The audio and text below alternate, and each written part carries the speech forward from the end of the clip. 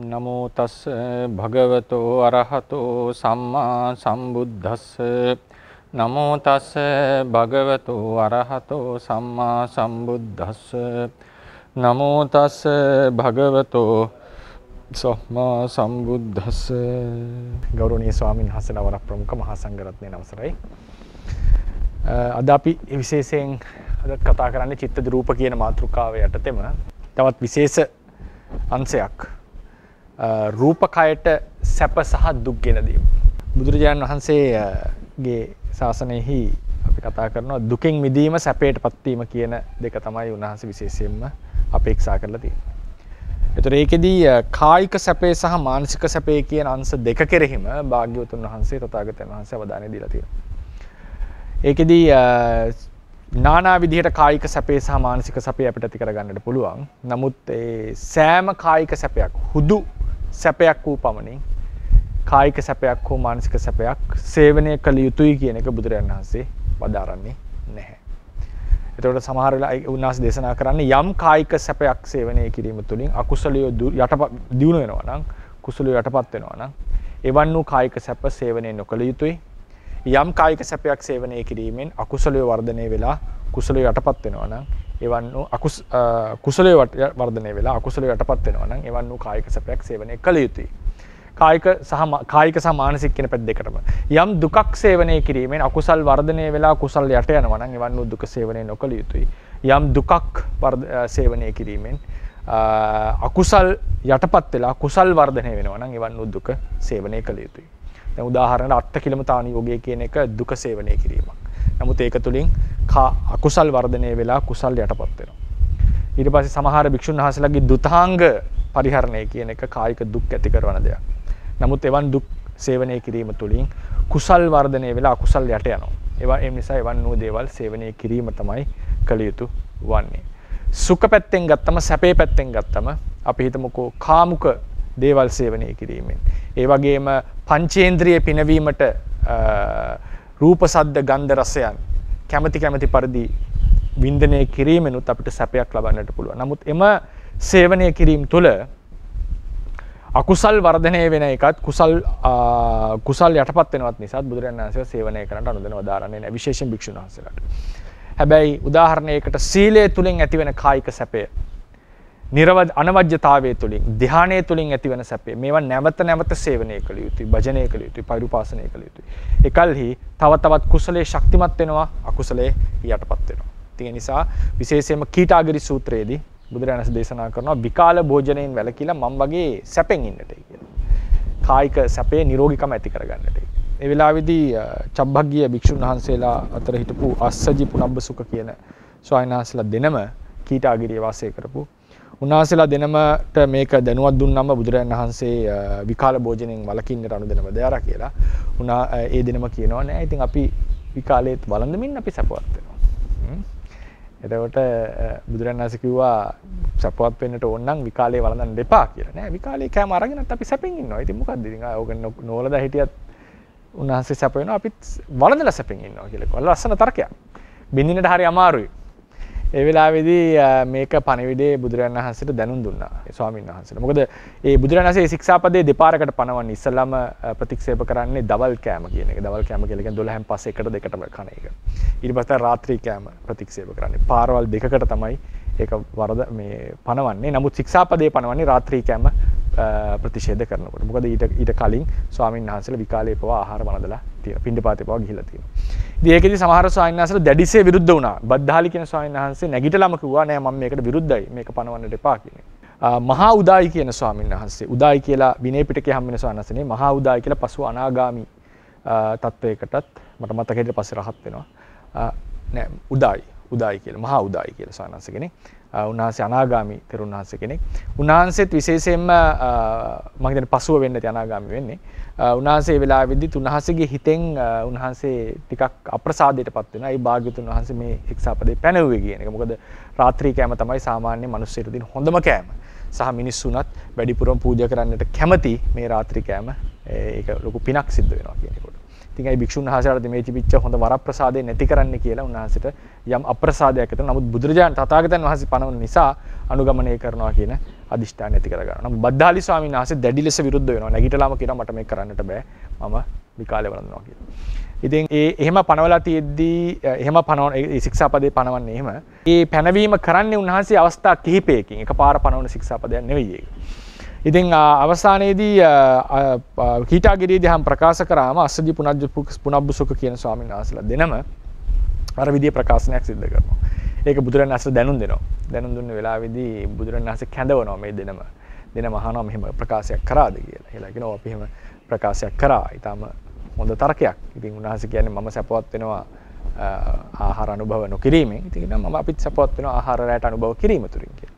ඒ වෙලාවේ බුදුරජාණන් වහන්සේ අහන ප්‍රශ්නේ තමයි ඒක ඊටාම තර්කනේ ඊටා ලස්සන තැනකින් උන්වහන්සේ අහන්නේ. උන්වහන්සේගේ ඥාන මහිමය ප්‍රකට වෙන තැනක් උන්වහන්සේ ඒලා අහන අනිත් පැත්තට හැම සැපක්ම මම සේවනය කරන්නට අනුදැන වදාරලා තියෙනවද කියලා. ඒතකොට කියනවා නෑ සැපයක් වූ පමණින් ඒක අනුදැන වදාරලා නැහැ. ඊට පස්සේ භික්ෂුන් වහන්සේලාට මේ දෙනම ඉන්නකොට මේ දෙනම ගැන අවධානය දෙන්නේ නැතුව අනිත් භික්ෂුන් වහන්සේලාට දේශනා කරනවා සේවනය කළ යුතු සැපේ සහ සේවනය නොකළ යුතු සැපේ. යමක් කිරීම තුලින් සැපවත් වූ පමණින් සතුටු වූ පමණින් බුදුරජාණන් වහන්සේලා වැනි ශාස්ත්‍රවරු ඒ දේ අනුගමනය කරන්නට කියලා කියන්නේ නැහැ. යමක් දුක් වූ පමණින් ඒ සේවනය කරන්නට එපා කියලා කියන්නේ නැහැ. යමක් සැපක් වුණත් දුකක් වුණත් වැදගත් වෙන්නේ ඒ තුල තමන්ගේ ආධ්‍යාත්මික ගුණය කෙතෙක් දුරට වර්ධනය වෙනවද නැද්ද කියන කාරණාව. ඒකෙන් අවසානයේදී තමන් වහන්සේ ඒ වාදාලපු මේ ශික්ෂාපදය සාධාරණීකරණය කරන්න උන්වහන්සේට පුළුවන් වෙනවා. පසු කාලයකදී උදායි ස්වාමීන් වහන්සේ නැවත ඇවිල්ලා බුදුරජාණන් වහන්සේට ප්‍රශංසා කරනවා. මම එදා සැබවින්ම අප්‍රසාදයටපත් වුණා, විමතියටපත් වුණා ඔබ වහන්සේ මේක පනවනකොට. නමුත් ඔබ වහන්සේ කෙරෙහි ගෞරවයෙන් මම මේක අනුගමනය කරා. මට ඒක තේරුන්නේ නැහැ ඒකේ වටිනාකම. නමුත් පසුව මට දැන් ඒකේ වටිනාකම තේරෙනවා කියලා උන්වහන්සේට විශේෂ ප්‍රශංසාවක් කරනවා පසු කාලයකදී පැමිණලා. ඒකත් ඒ සූත්‍රයක සඳහන්. මජ්ක්‍ධිම නිකායේ මේ සූත්‍ර කිහිපෙම අපිට අත්දකින්නට පුළුවන්. මට මතකෙන්නේ මජ්ක්‍ධිම පඤ්ඤාසකේ හෝ උපරිපඤ්ඤාසකේ හරි. ඉතින් ඒකෙන් අපිට දෙන දෙයක් තමයි ඒක බලන්න කීටාගිරි සූත්‍රය එකක්. ඊට පස්සේ බද්දාලි සූත්‍රය තව එකක්. ඊළඟ සූත්‍රය තමයි උදායි ස්වාමීන් වහන්සේගේ එක අහුවෙන්නේ ඒ ළඟම තියෙන සූත්‍රයක් බලන්න ඒක. මහා උදායි කියන නමින් හෙව්වම උන්වහන්සේගේ නම හම්බ වෙයි. මේ මාතෘකාව චිත්තජ රූප වලට සම්බන්ධ වෙන්නේ මේ සැපය කියන එක විශේෂයෙන්ම අපි සැප වර්ග දෙකක් ගැන කතා කරනවා කායික සැපය සහ මානසික සැපය. ඉතින් මේ සැපය සම්බන්ධයෙන් ගත්තම දැන් අපි සාමාන්‍යයෙන් ආධ්‍යාත්මික වශයෙන් ගත්තම මේ කියන්නේ පංච ඉන්ද්‍රියන් පිනවීම වශයෙන් පහළ වෙන සැපයට වඩා අපි මේ ආධ්‍යාත්මයේ දෙසට බර වෙලා මේ සැපේ විස්තර කරන්නේ. යම් යම් චිත්තචෛතසික ධර්ම නිසා අපේ ආත්ම භාවය කියලා කියන්නේ නාම රූප సంతාන දෙක. පිනවීම සහ පීඩාවටපත් වීම කියන දෙක සිද්ධ වෙනවා. සමහර චිත්තචෛතසිකයන් නිසා අපේ ජීවිතේ පීඩාවටපත් වෙනවා. සමහර චිත්තචෛතසිකයන් නිසා අපේ ජීවිතය සැපවත් භාවයටපත් වෙනවා. මේ සැපවත් භාවය හා පීඩාවටපත් වීම ධර්මය අපි ගැඹුරින් විශ්ලේෂණය කරනකොට අපි ක්‍රම තුනකින් දැක ගන්නට පුළුවන් වෙනවා. මොකක්ද මේ පළවෙනි එක තමයි කෙලින්ම නාම ධර්මයන් විසින් ඇති කරවනු ලබන මානසික සහනය කියන එක සහ මානසික පීඩාව කියන එක. මානසිකව ලැබෙනා වූ සැපයක් සහ දුකක්. ඊළඟට අතරමැදි ඊට පස්සේ එකක් තමයි මේ නාම ධර්මයන් නිසා ඇති කරවනවා චිත්තජ රූප කියලා කොටසක්. අපි මෙතෙක් කල් කතා කරේ මේ ධර්ම චිත්තජ රූප වලින් සිදු කරන්නා වූ ක්‍රියාකාරකම් සම්බන්ධයෙන්. යහපත් වූ අයහපත් ක්‍රියාකාරකම් ඒ අවස්ථාවේදී නාමය සහ රූපේ පවතින මට්ටම් සම්බන්ධයෙන්. අපි ගොඩක් වෙලාට කතා කරා වායෝ ධාතුව අධික චිත්තජ රූප ටිකක් උපදවලා ඒක තුලින් තමයි ක්‍රියාකාරකම් සිද්ධ කරන්නේ කායික හෝ වාචසිකව. මෙතනදී අපි කතා කරන්නේ ඒ චිත්තජ රූපවල ස්වභාවය සම්බන්ධ. යම් කිසි සිතකින් නම් චිත්තුප්පාදයකින් නම් චිත්තජ රූප උපදවන්නේ ඒ චිත්තුප්පාදයේ ස්වභාවය චිත්තජ රූප වලට බලපාලා තියෙනවා. අයහපත් සිත් වලින් උපදවන චිත්තුප්පාද අයහපත් වෙන අතර යහපත් චිත්තුප්පාද වලින් උපදවන චිත්තජ රූප යහපත් වෙනවා. ඒවා කයට බලපාන්නේත් ඒ වගේ යහපත් ආකාරයට. ඊළඟට තුන්වෙනි ක්‍රමය තමයි මේක අතරමැදි අවස්ථාවක් ලෙස අපි ගන්නේ. චිත්තුප්පාදයක් ඇසුරු කරන්නේ වස්තු රූපයක්. ඒතර යමක් ඇසුරු කරගෙන පවතිනවා නම් ඒ වස්තු රූපයට කෙලින්ම බලපෑමක් ඇති කරනවා මේ සිත විසින්. ඒකට කියනවා වස්තු රූපය දවනවා, තවනවා සහ වස්තු රූපය පිනවනවා කියන එක. නේද? අපි දැන් අහලා තියෙනවා උදාහරණයකට කෙලෙස් ධර්ම අර්ථකථනය කරනකොට සංප්‍රයුක්ත ධර්ම සහ වස්තු රූපය දවන තවන නිසා අපි කෙලෙස් කියලා කියනවා. වස්තු රූපය. ඒ වගේම බුදුරජාණන් වහන්සේගේ ප ဋ ාණ සම්මසනය ගැන සඳහන් වෙනකොට සඳහන් වෙන්නේ සිත ප්‍රසන්න වුණාම වස්තු රූපේ ප්‍රසන්න වුණා. ඊට පස්සේ වස්තු රූපය ඇසුරු කරපු ලේ ධාතුව ප්‍රසන්න වුණා. ඒ තුලින් මුළු රූප කයටම ප්‍රසන්න භාවයක් ඇති වුණා. ඒ නිසා මේ සිත වස්තු රූපයට කෙලින්ම බලපානවා කියන එක. ඒක අපිට තරම්ම ලොකුවට දැනෙන්නේ නැති වුණාට ඒක ධර්මයේ කතා කරපු දෙයක්. ඒකට හේතුව තමයි සිත කෙලින්ම සම්බන්ධ රූපයක් සම්බන්ධ වෙලා තියෙන වස්තු රූපය එක්ක. වස්තු රූපය එක්ක තමයි ඒක භෞතික, ඒ කියන්නේ සිත භෞතිකයක් නොවුනට, භෞතික ධර්මයක් නොවුනට සිත භෞතිකමය ලක්ෂණ පෙන්눔 කරන තැනක් තමයි රූපයක් ඇසුරු කිරීම කියන එක. අහවල් වස්තු රූපය ඇසුරු කරනවා කියන එකෙන්ම සිත භෞතිකමය විදිහට රූපීමය යම් සම්බන්ධතාවයක් තියනවා කියන එක අපිට ප්‍රකට වෙන තැන. නමුත් අපි ගන්නේ සාමාන්‍යයෙන් සිත අරූපයක් ලෙස. නමුත් ඒක රූපයක් ඇසුරු කර. කෙනෙක්ට හොඳ ලස්සන තර්කයක් ගන්නට පුළුවන්. සිත අරූපයක් නම් කොහොමද වස්තු රූපයක් ඇසුරු කරනවා කියලා අපි විස්තර කරන්න කියන්නේ. මොකද ඒක භෞතිකව විස්තර කරන්න අපහසු නිසා. නමුත් අපි ධර්මයේ සඳහන් කරන දෙයක් තමයි සිත සම්පූර්ණයෙන් අරූපී ධර්මයක්. ඒක සියුම් රූපයක්වත් නැහැ එතන. ඒක නිසා අපි කිය රුප්පණයක් නැහැ මේ නේද? අර රුප්පණේ වෙන්නේ නැහැ. කොච්චර එකතු කරත් ඒකේ භෞතිකමය ස්වභාවයක් ඇති කරවන්නේ නැහැ කියන්නේ නේ. සිත් ලෝකේ තියෙන සිත් ඔක්කොම එකතු කරත් රූපයක් ලෙස, ද්‍රව්‍යයක් ලෙස සකස් වෙන්නේ නැහැ. ඒකට හේතුව මොකද්ද? කිසිම භෞතික ලක්ෂණ නැහැ. හැබැයි කිසිම භෞතික ලක්ෂණ නැති වුණාට ඒක පරිස්සමෙන් මේ වචනේ පාවිච්චි කරන්නට ඕනේ. සිත යම් කිසි වස්තු රූපයක් ඇසුරු කරනවා යනුම ඒක එක්තරා භෞතිකමය සම්බන්ධතාවයක් පෙන්වන්න කරන එකක් නේද? ඒ කියන්නේ අවකාශයක් එක්ක සම්බන්ධයි ඒක. ඒ කියන්නේ මේ වස්තු රූපය ඇසුරු කරනවා ඊළඟ වස්තු රූපය ඇසුරු කරනවා කියලා අපිට කියන්නට පුළුවන් උනේ යම් අවකාශමය ගතියක්, අවකාශයක සම්බන්ධ බවක් සිතේ පෙන්눔 කරලා තියෙන නිසා. අනේ නිසා තමයි අරූප ලෝකයේහි සිත ආලම්බන අවකාශයේ පවතිනකොට මෙතන එක සිතක් මෙතන අනිත් සිත කියලා කියන්නට පුළුවන් මට්ටමේ සිද්ධියක්. කෙසේ වෙතත් මේ වස්තු රූපයට කෙරීම බලපෑම කියන එකත් ධර්මයේ පොත්පත්වල දක්වලා තියෙනවා. පොත්පත්වල දක්වලා තියෙනවා. ඒ නිසා මම මේ ක්‍රම තුනම මෙතනට ගන්නවා. මොකද පොතේ දක්වලා තියෙන නිසා.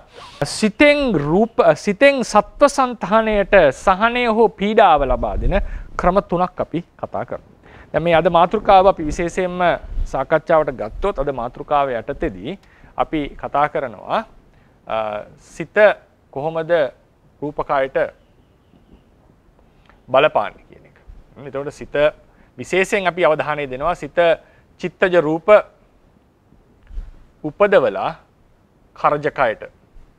කරජකය කියලා කියන්නේ අපි රූපකයට බලපාන ක්‍රමය. මේක තමයි අපේ ප්‍රධානම අංගය. ඉතින් මේකේ අනුමාතෘකාව ලෙස අපි කතා කරනවා විශේෂයෙන්ම කුසල් අකුසල් සහ ක්‍රියාසිත වලින් කරන මේ බලපෑම ඊට පස්සේ විශේෂයෙන්ම ධානා සිත් වලින් කරන බලපෑම. ඉතින් ප්‍රධාන වශයෙන් අපි ඊළඟට කුසල් අකුසල් විනිශ්චයට කුසල අකුසල් වලට වඩා ඒකට වඩා හොඳයි කියනවා නම් සෝබන සහ අකුසල් විනිශ්චයට චිත්තජ රූප යොදා ගැනීම. මේ ටික තමයි අද අපි කතා කරන්න බලාපොරොත්තු වෙන්නේ. මේ මාතෘකා ටික. එතකොට අපි ඉස්සෙල්ලාම සිත රූපකයට බලපාන ක්‍රම ටික සිත රූපකයට ඇත්තටම ආත්ම භාවයට ඒකෙන් අපි රූපකයට බලපාන එක තමයි විශේෂයෙන්ම කතා කරන්නේ. එතකොට සිත ජීවිතයට කියලා කියන්නට පුළුවන් අපිට. සිත ආත්ම භාවයට. ආත්ම භාවය කියලා මම අදහස් කරන්නේ නාම රූප දෙකට. මෙතන මේ ආත්මයක් තියෙනවා කියන සංකල්පයෙන් කතා කරපු එකක් නෙවෙයි. ආත්ම භාවයට බලපානවා. ඒතර බලපානකොට විශේෂයෙන් අවධානය දෙනවා කොහොමද රූපකයට නාමකයට කරන බලපෑම අපි කතා කරන්නේ නාම මාත්‍රකාවටනේ. ඒක මෙතනට අදාළ වෙන දෙයක් නෙවෙයි. ඒතර රූපකයට වෙන බලපෑම මේක විශේෂයෙන් අපි කිව්වා මතකද රූපකයට සිත බලපාන්න පුළුවන් ක්‍රම දෙකක් තියෙනවා. කෙලින්ම සිත රූපකයට බලපානවා චිත්තද රූපහරහා කරජකයට බලපානවා. කෙලින්ම රූපකයට බලපෑම කියන එක අපි ගන්නේ පච්චාජාත ප්‍රත්‍ය වශයෙන් ඒක අපි වෙනම තැනක අපිට හමු වෙන දෙයක්. වෙනම තැනක අපිට හමු වෙන දෙයක්. ඒ නිසා අපි අදින චිත්තද රූප කියන මාතෘකාව යටතේ නිසා අපි කතා කරන්නේ චිත්තද රූප හරහා මේකට සම්බන්ධ වීම. ඒතර කුසල් වලින් අකුසල් වලින් ක්‍රියා වලින් ඒ කරජකයට බලපෑම ධානා සිත් වලින් බලපෑම විශේෂයෙන් බුද්ධ දේශනාවේ සඳහන් වෙන නිසා. ඊළඟට සමහර ආචාර්යවරු චිත්ත කුසල් අකුසල් සෝබන ධර්ම සහ අසෝබන ධර්ම විනිශ්චය කිරීමට ඔබ්ජෙක්ටිව්ලි ඒ කියන්නේ අපි මධ්‍යස්ථ ලෙස බලනකොට කොහොමද අපි යමක් කුසල් හෝ අකුසල් කියලා කෙනෙක්ට ඒත්තු ගන්නන්නේ කියන ඒ ක්‍රමවේදයේදී චිත්තජ රූපවල බලපෑම කියන එක ගැන සාකච්ඡාවට භාජනය වෙනවා. ඒ චිත්ත රූප කියන වචනෙන් නෙවෙයි ඒක ප්‍රායෝගිකව කතා කරලා තියෙනවා. මේ ටික තමයි අපි අද සාකච්ඡාවට භාජනය කරන්නේ. එතකොට දැන් අපි ආපු මාතෘකාවේ හැටියට සිත ආත්ම භාවයට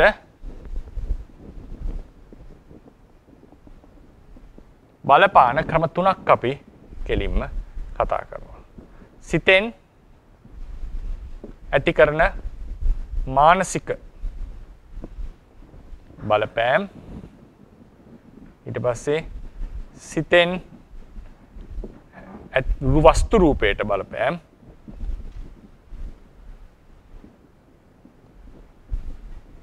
ඊට පස්සේ සිතෙන් චිත්තජ රූප ඇති කිරීම තුලින් කරන බලපෑම. මේ තුන තමයි අපි විශේෂයෙන් සිතෙන් ආත්ම භාවයට බලපෑම ලෙස දකින්නේ. සිතෙන් කෙලින්ම රූපකයට බලපෑමක් තියෙනවා. ඒක විශේෂයෙන් වෙන්නේ රූපකය ශක්තිමත් කිරීම වශයෙන්. පච්චාජාත ප්‍රත්‍ය. ඒක කුසල අකුසල ભેදයකින් තොරව රූපකය චිරකල් පැවැත්මට කෙලින්ම සිතෙන් ලැබෙනා උපකාරයක්. එතකොට අනිවාර්යෙන් ඒ සිතේ තියෙන ස්වභාවය රූපකයට බලපාන. මොකද හේතුවේ හැටි ඵලයට බලපානවා. ඒක නියාම ධර්මයක්. නමුත් ඒක ගැන වැඩි අපිට කතා කරන්නට තොරතුරු මැදි නිසා මම මෙන්න මේ කියන ක්‍රමවේද වලින් මේක කතා කරනවා. සිතෙන් මානසික බලපෑම කියන එක ඉතා පැහැදිලි. අපිට කුසල් සිත් පහළ වෙනකොට, යහපත් සිත් පහළ වෙනකොට අපේ සිත සංසිඳෙනවා. නේද? අලෝභ දෝස සමෝහ ආදී පහළ වෙනකොට. විශේෂයෙන් කාය පස්සද්ධි, චිත්ත පස්සද්ධි, ලහුතා, මුදුතා, කම්මඤ්ඤතා වාදී චෛසික ධර්මත් එක්ක පහළ වෙනකොට අපේ චිත්තසංතානෙ නිවිල යනවා, සංසිඳිල යනවා. මේක සාමාන්‍ය ස්වභාවයක්. අකුසල ධර්මයෝ පහළ වෙනකොට අපේ චිත්තසංතානෙ දැවෙනවා, තැවෙනවා. ඒ වගේම මේ සිත ඇසුරු කරන වස්තු රූපයටත් දැවීම, තැවීම සිද්ධ වෙනවා. ඒතර අකුසල ධර්ම ඇති කරනකොට මානසිකව අපේ පිරිහීමට ලක් වෙනවා. ඒ වගේම වස්තු රූපයට ලොකු පීඩාවක් ඇති වෙනවා. කුසල ධර්ම හෝ ක්‍රියාසිත කියලා කියන්නේ සෝබන ක්‍රියාසිත කියන අර්ථයෙන් මම ගන්නෙ. ක්‍රියාසිත ඇති වෙනකොට මානසිකව අපේ මානසික මට්ටම ඉහළ යනවා. අපි සැනසීමටපත් වෙනවා. වස්තු රූපයත් පිනා යෑමක් සිද්ධ වෙනවා. ඊට පස්සේ අපි තවත් එක ටිකක් කෙටියෙන් විස්තර කරොත් එහෙම සිතෙන් මානසිකව බලපෑම් ඇති කරනකොට මනසට ඇති කරන බලපෑම් නැවත දෙවදෑරුම් වෙනවා කුසලයේ සම්බන්ධයෙන්. කුසලයෙන් අපිට මානසික සහනය ඇති කරන ක්‍රම දෙකක් තියෙනවා. එක තමයි ඒ සෝබන ධර්ම වලම තියෙනවා. සෝබන ධර්ම වලම එහිම තියෙනවා සැපය කියන ගතිය. ප්‍රීතිය, පස්සද්ධිය ආදී ධර්මවල. ඒ වගේම ඒවා වලින් අකුසල් යටපත් කිරීම තුලින් ඇති කරන සහනය කියන. ඒ නිසා මේ දෙකක් සෝබන ධර්ම වලින් ඇති කරනවා සැපයක්, ඒ වගේම අකුසල ධර්ම යටපත් කිරීමෙන් ඇති කරන සැපය. එතකොට ඒක මම 414 දක්වලා ඇති. කුසල් සිත් වලින් ඇති කරන මානසික සැනසීල ක්‍රම දෙකකට විස්තර කරන්නට පුළුවන්. ශෝබන ධර්ම වලින් ඇති කරන සැපය, අකුසල ධර්ම යටපත් කිරීමෙන් ඇති කරන සැපය. එතකොට මේ මානසික සැපය සහ වස්තු රූපයට බලපෑම් කිරීම කියන එක නෙවෙයි අපේ ලොකුම අවධානය අද. අපේ අවධානය මෙන්න මෙතන නම්බර 3 යටතේ තියෙන. ඒ නිසා මම මේ කෙටියෙන් විස්තර කරන්නේ. සිතෙන් මානසිකව බලපෑමක් එනකොට මේක පැහැදිලිින් දැන් ලෝභය ඇති වුණාම අපිට අසහනය තියෙනවා. අවශ්‍ය දේ ගන්නට ඕනේ. ද්වේෂය ඇති වුණාම නිතර මතක් වෙනවා. සමහරට අපිට නිින්ද යන්නේ නැහැ. ඒක අසහනයක්. ඒක පහසුවක් නෙවෙයි ඒක සිතට. ඒක සිතම දවනවා තවනවා එතන. චිත්ත සන්තතියම අවුල් කරලා දානවා. ඒ වගේ වෙලාවක කුසලයක් කරන්න ගියත් ඒ කුසලයේ සංසිඳිලා නැහැ. කුසල් සිත් පහළ වෙනවා. නමුත් ඒ කුසලයේ සංසිඳීමේ වෙනස්කම් තියෙනවා. ඒ තමයි ළඟ පහළ වෙච්ච අකුසල වල බලපෑම, අනුසේ ධර්මයේ බලපෑම. නැත්තම් අපි කෙලින්ම ෂණ මාත්‍ර කතාවෙන් විතරක් ආපු ගමන් අකුසල් කර ඉන්නකොට කුසලයක් පහළ වුණත් ඒ කුසලයක් වෙන්න එපා. ඒක සම්පූර්ණයෙන් ඒකේ ලක්ෂණ තියෙන්නට එපා. අපිට හොඳටම දන්නවා අපේ හිත අකුසල් වලට බර වෙලා තියෙන අවස්ථාවක කරපු කුසලයේ තරම් ප්‍රබල නැහැ. ඒකට හේතුව තමයි ඒ වටාපිටාවේ අහර පහළ වෙච්ච අකුසල් වල බලපෑම සහ අනුසයෙන් චිත්තසංතානයට කරලා තියෙන බලපෑම. ඉතින් මේ නිසා අකුසල් පහළ වෙනකොට චිත්තසංතානයට මේක බලපාන. ඒ වෙලාවට විතරක් නෙවෙයි චිත්තසංතානයට මේක බලපාලා තියෙනවා. ඒ වගේම වස්තු රූපේ පීඩාවට ලක් වෙනවා. ඒ වගේ අකුසල ධර්මයෝ චිත්තසංතානයේ සහ වස්තු රූපය දවනවා, තවනවා, පීඩාවටපත් කරනවා, උපතාපනය කරන නිසා මේවට කෙලෙස් සමහර ධර්ම වලට කෙලෙස් කියලා යොදලා තියෙනවා. හැම අකුසල ධර්මයක මේ දවන තවන ගතිය තියෙනවා. නමුත් ඒක අධිකව තියෙන ධර්ම 10ක් බුදුරජාණන් වහන්සේ හඳුන්වලා තිනවා. ඒකිනුත් වැඩිපුරම දැවීම තැවීම තියෙන්නේ ලෝභය සහ ද්වේෂය කියන ධර්ම දෙක. ඒක අපිට ප්‍රායෝගිකව දකින්න පුළුවන්. නමුත් හැම අකුසලයකම අර දැවීම තැවීම තියෙන ඒනුත් ධර්ම 10ක් තමයි තථාගතයන් වහන්සේ කෙලෙස් කියන නම් වලින් හඳුන්වලා තියෙන්නේ. ඒ නිසා ඒකෙන් නෙගටිව් නැත්නම් ඍණාත්මක බලපෑමක් තමයි තියෙන්නේ. ඊට පස්සේ කුසල් සිත් සහ සෝබන ක්‍රියාසිත රහතන් වහන්සේගේ ක්‍රියාසිත. නැත්තම් හැම ක්‍රියාවක් නෙවෙයි පංචද්වාර ආවර්ජනේ මනෝද්වාර ආවර්ජනේ හැමෝටම පහළනවා. ඒ සිත් දෙක අතහැරලා මේ කතා කරන්නේ. එතකොට සෝබන ක්‍රියාසිත හසිතුප්පාදය පැත්තකින් අපි තියෙනවා. සෝබන ක්‍රියාසිත සහ කුසල සිත් කියන ඒවා හට ගන්නකොටත් මානසිකව ලොකු සැනසෙල්ලක් සහනයක් ඇති වෙනවා. මනසට ලොකු සහනයක් ඒක. ඒ නිසා තමයි හොඳ පිරිසුදු සීලයක ඉන්නකොට සමාධියක ඉන්නකොට අපේ මනස හරි නිරවුල්. ඒ වගේ කෙනෙක්ට හොඳට නිින්ද යනවා, හොඳට කටයුතු කරගන්නට පුළුවන්, හොඳට මතක හිටිනවා, අවධානය හොඳයි කරන සිද්ධියකදී නේද? හොඳ දෙයක්. ඒකෙන් කියන්නේ හොඳට නිින්ද යන පමණින් සිත කුසල් කියලා. මේ මම කියන්නේ ඒ කියන්නේ අපි අවශ්‍ය වෙලාවට හොඳට ඒක සුවදායි නිින්දක් කියලා අපි දා කතා කරේ නේද? කුසල සිතින් ඇති වෙන මේකක් කියන එකනේ. එතකොට ඊළඟට ඒක වස්තු රූපයටත් හොඳට බලපානවා. ඒක හොඳම උදාහරණය බුදුරජාණන් වහන්සේ සම්මසනය 4 වෙනි සතියේදී ප ဋ ාණය සම්මසනය කරා කියන අවස්ථාවේදී ඇතිවෙච්ච වස්තු රූපේ පැහැදීම. මේ වස්තු රූපේ පැහැදිනාම ලේ ධාතුව පැහැසුණා, ප්‍රසන්න වුණා. ඒ නිසා මුළු රූපකයට මේක බලපෑවා. රූපකයෙන් ලොකු ආලෝකයක් විදින්නට පටන් ගත්තා. ඒකට ප්‍රධානම හේතුව මතක ඇති වස්තු කියවනකොට ඒ කතා ප්‍රවෘත්තිනේ. සිත පැහැදුනා, සිත නිසා වස්තු රූපේ පැහැදුනා. වස්තු රූපේ පැහැදීම නිසා ලේ ධාතුව ප්‍රසන්න වුණා. එතන වස්තු රූපයට දක්වන බල කෙලෙස් හඳුන්වනකොටත් සංප්‍රයුක්ත ධර්ම සහ ඇසුරු කරන වස්තුව දවන තවන නිසා. ඒක ඊතරම්ම අපේ ජීවිතේ ලොකුවටම බලපානවා කියලා අපිට බලපාන්නේ මේ බාහිර කයට ඒක දැනෙනකොට අපිට දැනෙන්නේ. මුලින්ම අර හදවත ආශ්‍රය යම් කිසි දැනීමක් එන්නට පුළුවන්. නමුත් ඒක දක්වලා තියෙනවා ධර්මයේ විශේෂයෙන් වස්තුවට කරන බලපෑම හේතුව සිත යාව ඇසුරු කරන නිසා. ඒ නිසා තමයි මේක විශේෂයෙන් අරගත්තේ. එතකොට කුසල ධර්ම සහ අකුසල ධර්ම මානසිකව ඇති කරන සහනය සහ වස්තු රූපයට ඇති කරන සහනය ප්‍රකටයි. ඒනොත් ක්‍රියාසිත අපි පැත්තකින් තියෙනවා කුසල ධර්මයන්. කුසල ධර්මයන් ඒ සහනය ඇති කරන ක්‍රම දෙකක් තියෙනවා. මොකක්ද ඒ ක්‍රම දෙක?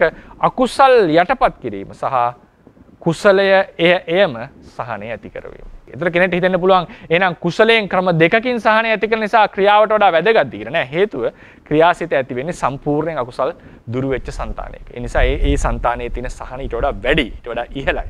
ක්‍රියාසිතෙන් කරන්නේ මේක පොඩ්ඩක් කුසල් සිතෙන් කරන්නේ පොඩ්ඩක් යටපත් කරලා යම් සහනයක් తాවකාලිකව ඇති කරවීම පමණයි. ඒතර කුසල සිතෙන් ඇති කරන සහනය අපි ක්‍රම දෙකකට විස්තර කරනවා. අකුසල් යටපත් කිරීම තුලින් සහ කුසලයේ තියෙන යහපත් ගතිය නිසා ඇතිවන්නා වූ සහනය කියන කොටස් දෙක යටතේ. ඊළඟට අපි එනවා මේ චිත්තජ රූප කියන මාතෘකාවට. සිතෙන් චිත්තජ රූප ඇති කිරීම තුලින් කරන බලපෑම. ඒක හොඳට ඉතින් තව අපි අයිටම ප්‍රායෝගිකව දකින්නට පුළුවන් නේද? තමන්ටම ප්‍රායෝගිකව දකින්නට පුළුවන්. ඒ කියන්නේ අපි හිතන්නේ හොඳ ද්වේෂයක් එහෙම ඇති වෙච්ච වෙලාවක නේද? කොහොමද හොඳ දේශයක් ඇති වුණාම අපේ රූපකය දවනවා, තවනවා, මූණ කළු වෙනවා නේද? පිට නිකන් ස්වරූපේ වෙනස් වෙන්න පටන් ගන්නවා. මේ තමයි චිත්තජ රූප වලින් ඇති කරපු බලපෑම. මේ වෙලාවේ පේන්නේ චිත්තජ රූප විතරක් නෙවෙයි. චිත්තජ රූප වලින් ඇතිවෙච්ච බලපෑම නිසා ඍතුජ රූප වලත් යම් වෙනස්කමක් සිද්ධ වෙනවා සියුම්ව. බලපානවා ඒක. ප්‍රධාන වෙන්නේ චිත්තජ රූප. චිත්තජ රූප වලින් ලොකු වෙනසක් ඇති වෙනකොට අන්න අපේ රූපකයේ පොඩි වෙනස් වීමක් සිද්ධ වෙනවා. ඒ වෙනස් වීම සහනදායීද නැහැ. ඒක පීඩාකාරී. විශේෂයෙන් දරුණු ලෝභයක් ඇති වුණොත්, බයක් ඇති වුණොත්, ද්වේෂයක් ඇති වුණොත් සමහරට වෙවුලනවානේ තරහාම. වෙවුලන අවස්ථා තියෙනවා. බයාම වෙවුලනවා. සමහරට මල මුත්‍ර පහ වෙන අවස්ථා තියෙන්න පුළුවන්. ඒ වගේ මට්ටමකට මේ රූපකය සම්පූර්ණයෙන් වෙනස් වෙනවා. ඒක සහනදායී වෙනසක්ද? නෑ, ඒක අසහනයක්. ඒ නිසාමනේ අපි කියන්නේ අපි සාමාන්‍යයෙන් කියන්නේ මාව කේන්ති ගස්සන්න එපා කියලා. ඒකට හේතුව අපිම දන්නවා මේක සහනයක් නෙවෙයි කියලා. ඒ ව්‍යවහාරය ඇවිල්ලා තියෙන්නේ අපිම දන්නවා අපි කියනවා ඒක කේන්ති ගස්සන්න එපා කියලා ටිකක් මාන්නයකටත් එක කියන්නේ. නමුත් ඒක අපි දන්නවා මේක ඇති වුණාම මුළු පරිසරයම වටා පිටාවම සමාජයේම අවුලටපත් වෙනවා මේ තියෙන සහනය නැති වෙනවා හැමෝටම. සහ තමන්ගේ හිතේ සහනයක් නැති වෙනවා කියන එක අපි දන්නවා. ඒ නිසා මේ ව්‍යවහාරය ඇවිල්ලා තියෙන සාමාන්‍ය ලෝකෙ. කවුරුත් කියන්නේ මාව කේන්ති ගස්සන්න කියලා. නේද? එහෙම කියන්නේ නැහැ. කවුරුත් කියන්නේ මාව කේන්ති ගස්සන්න, මාව අවුස්සන්න කියලා කියන්නේ නැහැ කවුරු. අවුස්සන්න එපා. කේන්ති ගස්සන්න එපා කියලා කියන්නේ. මොකද අපි දන්නවා ඒක සහනයක් නෙවෙයි අපිට ගෙනත් දීලා තියෙන්නේ. එහෙනම් මගේ යකා අවුස්ස ගන්න එපා. මාව මේ වැරදි මිනිහා නරක මිනිහා කරන්නට එපා. ඔය ඔක්කොම වරකවලින් වලින් කියන්නේ අපි දන්නවා මේ ද්වේෂය ඇවිස්සුනාම මේක අපිට සහනයක් නෙවෙයි. කොහොමද මේ සහනය අපි තේරෙන්නේ? කියන්නේ මානසිකව ලොකු පීඩාවක් වෙනවා. ඊට පස්සේ මොකක්ද වැඩක් කරගන්න බෑ. හොඳ ෆයිට් එකක් ගිහිල්ලා රණ්ඩුවක් ගිහිල්ලා කුටියකට ගිහිල්ලා ගෙදරකට ගිහිල්ලා පාඩමක් කරන්න බෑ. නිතර ඒක මතක් වෙන්න පටන් ගන්නවා. ඒක හැටි. මේ මානසිකව ඇති කරන අසහනේ. රූපකයට ඇති කරපු අසහන තියෙනවා. දාඩිය දාන්න පටන් ගන්නවා. නේද? කය ටිකක් වේවුරුනවා වැඩක් කරන්න ගියත් මොකක් කර ලියන්න ගියත් ඒක මෙයා වෙනවා. නේද? ඊට පස්සේ දමල ගහලා යනවා. ඒ වගේ මේකේ තියෙන අසහනකාරී. ඒ නිසා මේ ඒකේ විශේෂයෙන්ම අපි අවධානය දෙමු චිත්තජ රූප වලින් ඇති කරන බලපෑම. චිත්තජ රූප වලින් කය රත් කරනවා, කය දුර්වර්ණ කරනවා. නේද? හැබැයි සමහරලාට ලෝභ සහගත සිතිවිලි පහළ වුණාම ඕක වෙනස්. ප්‍රසන්න වෙන අවස්ථා තියෙනවා. ලස්සන වෙන අවස්ථා තියෙනවා ලෝභය නිසා. හරිනේ? සතුට සම්පන්න ලෝභය නිසා. නමුත් ඒක අපි ඒකේ තියෙන පීඩාකාරී බව තේරුම් ගන්න නම් කවුරු හරි කුසල හිතෙන් ඇති කරන චිත්තජ රූප ගැන අත්දැකීමක් තියෙන්නට ඕන. ඔතනයි වෙනස. දැන් කුසල සිත් වලට අපි කුසල සක්‍රියා සිත් වලට ඒ සිත් වල ඇති වුණාම මානසික සහනය ගැන කතා කරන්න දෙයක් නෑ. සැබවින්ම ලොකු මානසික සහනයක් තියෙනවා හොඳ කුසලයක් කරනකොට. ඒ වෙලාවේ රූපකයට ඇතිවෙච්ච දේ තමයි රූපකය සිසිල් වෙනවා, සැනසීමටපත් වෙනවා. ලොකු සහනයක් රූපකය ඒ වෙලාවේ වැඩ කරනවා. හොඳ කුසල හිතකින් ඉන්නවනම්. විශේෂයෙන් හොඳ සීලාදී ගුණධර්ම ආරක්ෂා කරනවනම්. සමාධියක් වඩනවනම්. නිතර සිහියෙන් සිටිනවනම්. රූපකයේ ලොකු සැනසෙල්ලක්, ප්‍රභාස්වර භාවයක් ඇතිලා තියෙනවා. ඉතින් ඒක අර කවුද අනුරුද්ධ ස්වාමීන් වහන්සේගෙන් අහනවනේ සාරිපුත්‍ර ස්වාමීන් වහන්සේ නේද? මේ දවස්වල ඉන්ද්‍රියන් හරි ප්‍රසන්නයි ඔබගේ. මුහුණ හරි පැහැපත්. කවර විහාරයකින්ද වාසය කරන්නේ? මම ස්වාමීනි සතර සතිපට්ඨානයෙන් වාසය කරනවා. ඒ හතර සතිපට්ඨානය මෙනෙහි කරමින් කාය චිත්ත ධම්ම වේදනාවල නිතර ත්‍රිලක්ෂණය බරමින් ත්‍රිලක්ෂණය මෙනෙහි කරමින් සමාපatti වල සමවදිමින් උන්වහන්සේ වාසය කරනවා. එකල්ලි උන්වහන්සේගේ චිත්ත සංතානය ප්‍රසන්න වුණා. ඒ සිත් වලින් ඇති කරන චිත්තජ රූප ප්‍රසන්න වුණා. මුළු රූපකයට මේක බල පෑම සිද්ධ කරා. ඒ කියන්නේ උදාහරණයකට මේක අපි රූපකය ලෙස අපි සැලකුවොත් මෙතන සිතනම් මේ සිත නිසා අකුසල ධර්ම හට ගන්නකොට මේ හැමතැනම විශේෂයෙන් මේ හවට සහ හැමතැනම චිත්තජ රූප හට ගන්නවා. ඒ වගේම අපේ රූපකය අසුරු කරගෙන සිත පහළ වෙනකොට හොඳ චිත්තජ රූප හොඳ සිතිවිලිය පහළ වුණොත් ඒකෙන් අපේ පුණු කය පුරාම මේ රූප චිත්ත මේ පරමා ඒ කියන්නේ චිත්තජ රූපය පහළ වෙන්න පටන් ගන්නවා. මේක ඉතා ප්‍රසන්නයි. මේක බලන් ඉන්න අයට හරි ප්‍රසන්න පෙනුමක් ඇති කරනවා. මෙතන ටිකක් බලන් ඉන්න කෙනෙකුට හරි අප්‍රසන්නයි. දුර්වර්ණ වෙනවා. හරි අප්‍රසන්න පෙනුමක් ඇති කරනවා. ඒ වෙනස ඇති වෙනවා. එතකොට මෙතනදී කෙනෙක්ට හිතෙන්නට පුළුවන් අර ලෝභ සිතකිනුත් මේ ප්‍රසන්න භව ඇති කරනවා. කුසල සිතකිනුත් මේ ප්‍රසන්න භව ඇති කරනවා. ඒ චිත්තජ රූප පහළ වීම නිසා. නමුත් මෙතන පොඩි වෙනස්කමක් තියෙනවා. මොකද්ද? ලෝභ සිතෙන් ඇතිවෙන සතුට සහ චිත්තජ රූප වලින් ඇති කරන බලපෑමට වඩා කුසල සිතක් ඇති වෙච්ච වෙලාවක ඇති වෙච්ච බලපෑම සම්පූර්ණයෙන් වෙනස්. එතන තියෙන සංසිඳීම වෙනස්. එතන තියෙන සැපය වෙනස්. එතන තියෙන ශාන්ත භාවය වෙනස්. ලෝභ සිත සතුට ඇති කරන බව, ප්‍රීතිය ඇති කරන බව, රූපකය පිනා යන බව ලෝභයේ තියෙනවා. ඒ නිසා හොඳ හිතවත් මිත්‍රයෙක් දැක්ක වෙලාවක ආදරය කරන කෙනෙක් දැක්කලා ලොකු ප්‍රීතියක් ඇති වෙලා. ප්‍රසන්න භාවයක් අපේ සිත කය දෙක පිනා යනවා. නමුත් ඒකේ තාම උද්දච්ච සංප්‍රයුක්ත බවක් තියෙනවා. අපි කියන එක්සයිට්මන්ට් කියලා. නිකන් අර ටිකක් උද්‍යෝගය වැඩි කලබල බවතියක් හිතේ තියෙනවා. ඒ නිසා එතන තියෙනවා යම්කිසි සියුම් අසහනයක්. ඒක සාමාන්‍ය කෙනෙක්ට තේරෙන්නේ නැහැ. ඒ වෙලාවට හිතෙන්නේ නැහැ අසහනයක් කියලා. ඒ අසහනය ප්‍රකට වෙන්නේ Taman හොඳ සමාධියකට සමවැදුණා කියලා හිතන්න. හොඳ ගොඩක් කල් කුසල හිතකින් සීලයකින් හොඳට වාසය කරා කියන්නේ අකුසල් නැතුව. ඊට පස්සේ අර සිද්ධියම අර සතුටු සම්පන්න සිද්ධියම Taman ආදරය කරන කෙනා හිතවත් කෙනා මුණ ගැහිච්ච අවස්ථාවේ ඇති වෙන හැඟීම ඇති වුණොත් එදාට Tamanට තේරෙනවා Tamanගේ චිත්තසංතානයේ රූපකය පිච්චෙනවා කියන එක. මුල් අවස්ථාවේදී ඒක ද්වේෂයට වඩා හොඳයි පැහැදිලිවම. ඒක සහනයක් රූපකයට. නමුත් කුසලයට සාපේක්ෂව ගත්තම එදාට තේරෙන්න පටන් ගන්නවා මෙතන තියෙන ඊට වඩා වෙනස් 1000ක්. ඒක ප්‍රසන්න දෙයක් බව ඇත්ත. ඒක යහපත් මේකක් ඇති කරන බව ඇත්ත. නමුත් මේ කුසල සිතෙන් ඇති කරන දෙයට වඩා වෙනස්. කුසලයට සාපේක්ෂව අපිට කියන්න පුළුවන් අසහනයක් කියලා. කුසලයට සාපේක්ෂව ඒක සැපයක් නොවන ලෙස අර්ථකථනය කරන්න පුළුවන්. නමුත් සාමාන්‍ය ව්‍යවහාරයේදී ද්වේෂයෙන් ඇති කරන එකට වඩා මෙතන යම් සැපයක් ඇති වෙනවා. ලෝභය නිසා ඇතිවෙච්ච රූප ධර්ම වලින්. ඒක තව කරුණක්. එතකොට මේ චිත්තසංතානය සිත විතින් මුළු රූපකය පුරාම රූපජ ඇති කරනවා. චිත්තජ රූප අකුසල් ධර්ම වලින් ඇති කරන රූප ටිකක් අසහනකාරී අයහපත් රූප ටිකක්. මේක බොහෝ කල නැවත නැවත ඇති වුණොත් මොකද වෙන්නේ? සමහර වෙලාවට මේ චිත්තජ රූප කරජකයට බලපාලා යම් රෝගාබාධ ඇති වෙන්නට පුළුවන්. ડિප්‍රෙෂන් ආදී තත්ත්ව නිසා, සමහරට අධික ලෙස පසුතැවීම නිසා, අධික ලෙස බයවීම නිසා, නිතර නිතර ඒ වගේ සිතිවිලි ඇති කර ගැනීම නිසා, සමහරට මයිග්‍රේන් වගේ තත්ත්ව නේද? ඊට පස්සේ සමහර ශාරීරික ආබාධ ඇති වෙන්නට හේතු වෙන්නට පුළුවන්. ඒ වගේම යහපත් සිතිවිලි නැවත නැවත ඇති කිරීම තුළ හිත රූපකය නිරෝගී වෙනවා. සමහර අවස්ථාවල රෝග අවස්ථා සුව වෙච්ච දේවල් තියෙනවා. ඉතින් ඒ නිසා විශේෂයෙන්ම භාග්‍යවත් බුදුරජාණන් වහන්සේ නේද? බුදුරජාණන් වහන්සේ බේලුව නගරයේදී අවසාන වස්සානයේදී දැඩිසේ ගිලන් බවට පත් වුණා තථාගතයන් වහන්සේ. ඒ වෙලාවේදී ආනන්ද ස්වාමීන් වහන්සේ හිතුවා භික්ෂු සංඝයාට අවසාන අවවාදය දෙන්නේ නැතුව පිරිනිවන් පායි කියලා. බය වුණා. ඒ වෙලාවේ ඒක නැගිට පස්සේ කතා කරාට පස්සේ බුදුරජාණන් වහන්සේ කියනවා මට අමුතුවෙන් අවසාන අවවාදයක් දෙන්න කියලා එකක් නැහැ. මම දෙන්න තියෙන අවවාද ඔක්කොම දීලා ඉවරයි. හැබැයි තථාගතයන් වහන්සේ පරිනිර්වාණයටපත් වෙන්නේ තවත් කාලයක් ගිහිල්ලා. මොකද හේතුව උන්වහන්සේ විශේෂ ඵල සමාපත්තියකට සම්බන්ධයි. ඒකට කියනවා ජීවිත සංඛාර ඨපන ඵල සමාපත්තිය කියලා. ඒ ජීවිත සංඛාර ඨපන ඵල සමාපත්තිය කියලා කියන්නේ රූප සත්තක අරූප සත්තක විදර්ශනා ඥානවලට යුක්තව සමවැදිලා ඵලයට සම්බන්ධයි. ජීවිත සංඛාර ඨපන ඵල සමාපත්තියට සමවැදීම නිසා උන්වහන්සේගේ ඒ රෝගේ යටපත් වුණා කියලා කියනවා. අවසානයේ මතුනේ පරිනිර්වාණ දවසේ. අවසානයේ පරිනිර්වාණ දවසේදී මතුවෙනකන් ඒක නැවත මතුවුනේ නෑ ලෝහිත පක්ඛන්දිකා රෝගය. ඒක සිත නිසා යටපත් කරේ. ඒ හේතුව මොකද? ඵල සමාපatti සිතෙන් ඇති කරපු අතිශය ප්‍රනීත චිත්තජ රූප නිසා. සහ ඒ වගේම සිතෙන් ඇති කරපු කෙලින්ම බලපෑම නිසා ඒ රූපකයේ ලොකු සංසිඳීමක්, රෝග සුවීමක් සිද්ධ වුණා කියන එක ධර්මයේ දැක්වෙනවා. ඒ නිසා මේ යහපත් සිත් වලින් ඇති කරන චිත්තජ රූපකයට ඊටම යහපත් බලයක් ඇති කරනවා. මේක සමහරවිට ප්‍රායෝගිකව තියෙන එකක් තමයි දැන් භාවනාව පටන් ගත්ත ගමන්. මේ වගේ යහපත් චිත්තජ රූප නැවත නැවත පහළ වෙනකොට සමහර වෙලාවට යෝගීන්ට දැනෙනවා රූපකය වෙනස් වීම වෙනවා කියලා. ඔළුව තද වෙනවා වගේ දැනෙන්න පුළුවන්. ඇස් දෙක තද වෙනවා වගේ දැනෙන්නට පුළුවන්. මේවා ධර්ම ක්‍රමයෙන් ගත්තම වෙලා තියෙන්නේ මොකද්ද?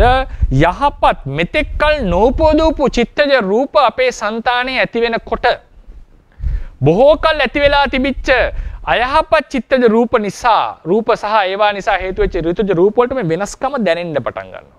අර ගොඩාක් රත් වෙච්ච භාජනයකට ඇල් වතුර ටිකක් දැම්මම එකපාරට සුස් ගාලා ලොකු වෙනසක් ඇති වෙනවා. ඒ වගේ තමයි එකපාරට හොඳ සිත දැන් මෙහෙම සාමාන්‍යයෙන් ඉන්නකොට එකපාරට ලොකු ඥාන සම්ප්‍රයුක්ත සිත් ඇති වෙනකොට ඒක රූපකයට එකපාරට වෙනස දැනෙන්න පටන් ගන්නවා. සමහර කෙනෙක් කලබල වෙනවා මේ භාවනාව නිසා වෙන ප්‍රශ්නයක්ද කියලා. නැහැ. හරියට ඇත්තටම භාවනාව සිද්ධ කරගෙන යනවා නම් ඒ ඇති වෙන වෙනස්කම් තේරුම් ගන්න තමන් අපේ රූපකයෙහි අලුතෙන් චිත්තජ රූප වෙනස් මෙතෙක්කල් පහළ නොවිච්ච චිත්තජ රූප පහළ වීම නිසා ඒ ඍතුජ කයට දැනෙන බලපෑම මේකෙදිකේ වෙනස්කමක් තියෙනවා. කරන්නට තියෙන්නේ කාලයක් මේ භාවනාදී සිද්ධ කරගෙන යනකොට හිමින් අපේ රූපකය මේකට ඇඩප්ට් වෙන්න පටන් ගන්නවා. හුරු වෙන්නට පටන්ගෙන ඊට පස්සේ ඒක සංසිඳීමටපත් වෙනවා. බැරි වෙලා හරි නැවත දැඩි අකුසලයක් පහළ වුණොත් එදාට තේරෙනවා තමන්ගේ රූපකය වේගෙන් පල්ලෙහා මට්ටමට ගඩාගෙන යන. ඒ කියන්නේ වෙනස් වෙගෙන අනිත් පැත්තට රිවර්ස් වෙනවා වගේ තේරෙන්නට පටන් ගන්නවා. ඒ නිසා ඒ සමහර කෙනෙක්ට ප්‍රායෝගිකව මේ වෙනසට සමහරු බය වෙනවා භාවනාවේදී. නෑ ඒක බය වී බිය යුතු දෙයක් නෙවෙයි. ඒ වෙන්නේ යහපත් සිත් පහළ වෙන සමහරට ඔළුවේ යම් වෙනස් වීම සිද්ධ වෙනවා වගේ දැනෙනවා. ඇස්වල සමහර වෙනස් වීම සිද්ධ වෙනවා. ඇස් ඇතුලේ වෙනස් වීම සිද්ධ වෙනවා වගේ දැනෙනවා. පපුවේ වෙනස් වීම සිද්ධ වෙනවා. සමහරුන්ගේ රූපකය වෙවුලන්නට පටන් ගන්නවා. ඒ වගේ වෙනස් වීම එනවා අර විශේෂයෙන් සමාධියක් වගේ එකක් දිනු කරගෙන යනකොට එකපාර. ඒවා අපි ඊතරම් බිය විය යුතු දේවල් නෙවෙයි. මේක අපි විස්තර කරන්නේ ධර්මයට. කෙලිම එකක් තමයි සිතෙන් ඇති කරන කෙලිම බලපෑම විශේෂයෙන්ම චිත්තජ රූප ඇතිවීම නිසා වෙන රූපේ වෙනස් වීම.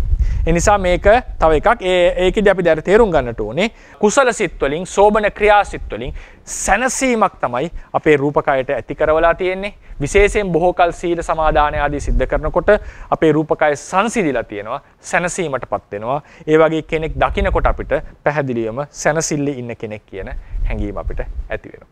ඊළඟට අපි එනවා ධාන සිත් වලින් ඇති කරන බලපෑම කියන එක.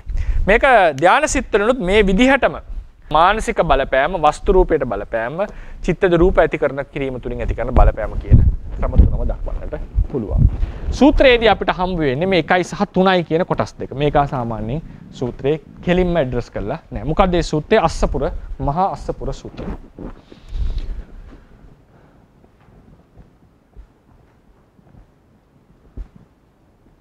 මජ්ක්‍ධිම නිකායේ මූල පණ්ණාසකේ තියෙන සූත්‍රයක් මහා අස්සපුර සූත්‍රය.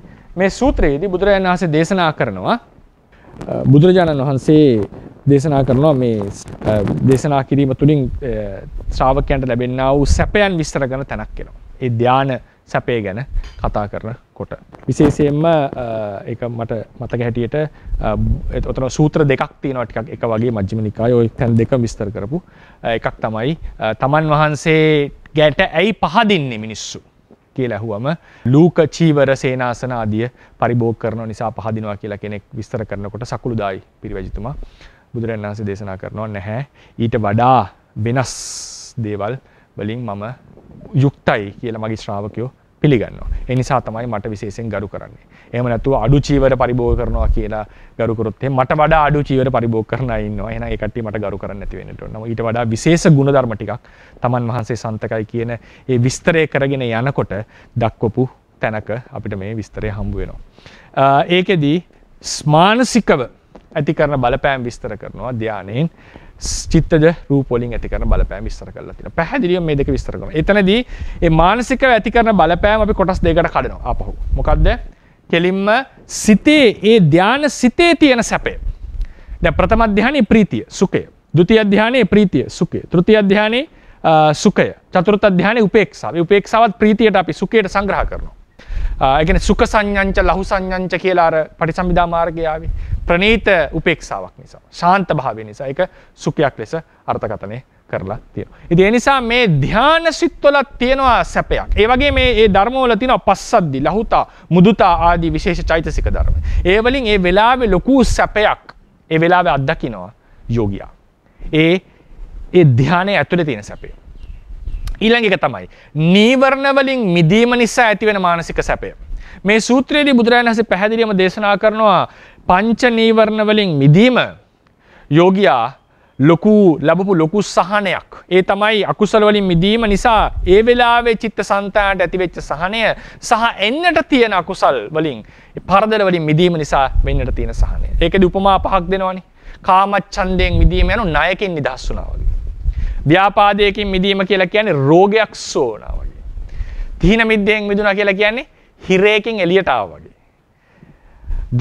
උද්දච්ච කුක්කුච්චයෙන් මිදුණා කියලා කියන්නේ දාස භවකින් මිදුණා වගේ. දැන් පසුතැවීම කියන එක හරි දාස භවක් වගේ නිතර මතක් වෙනවා.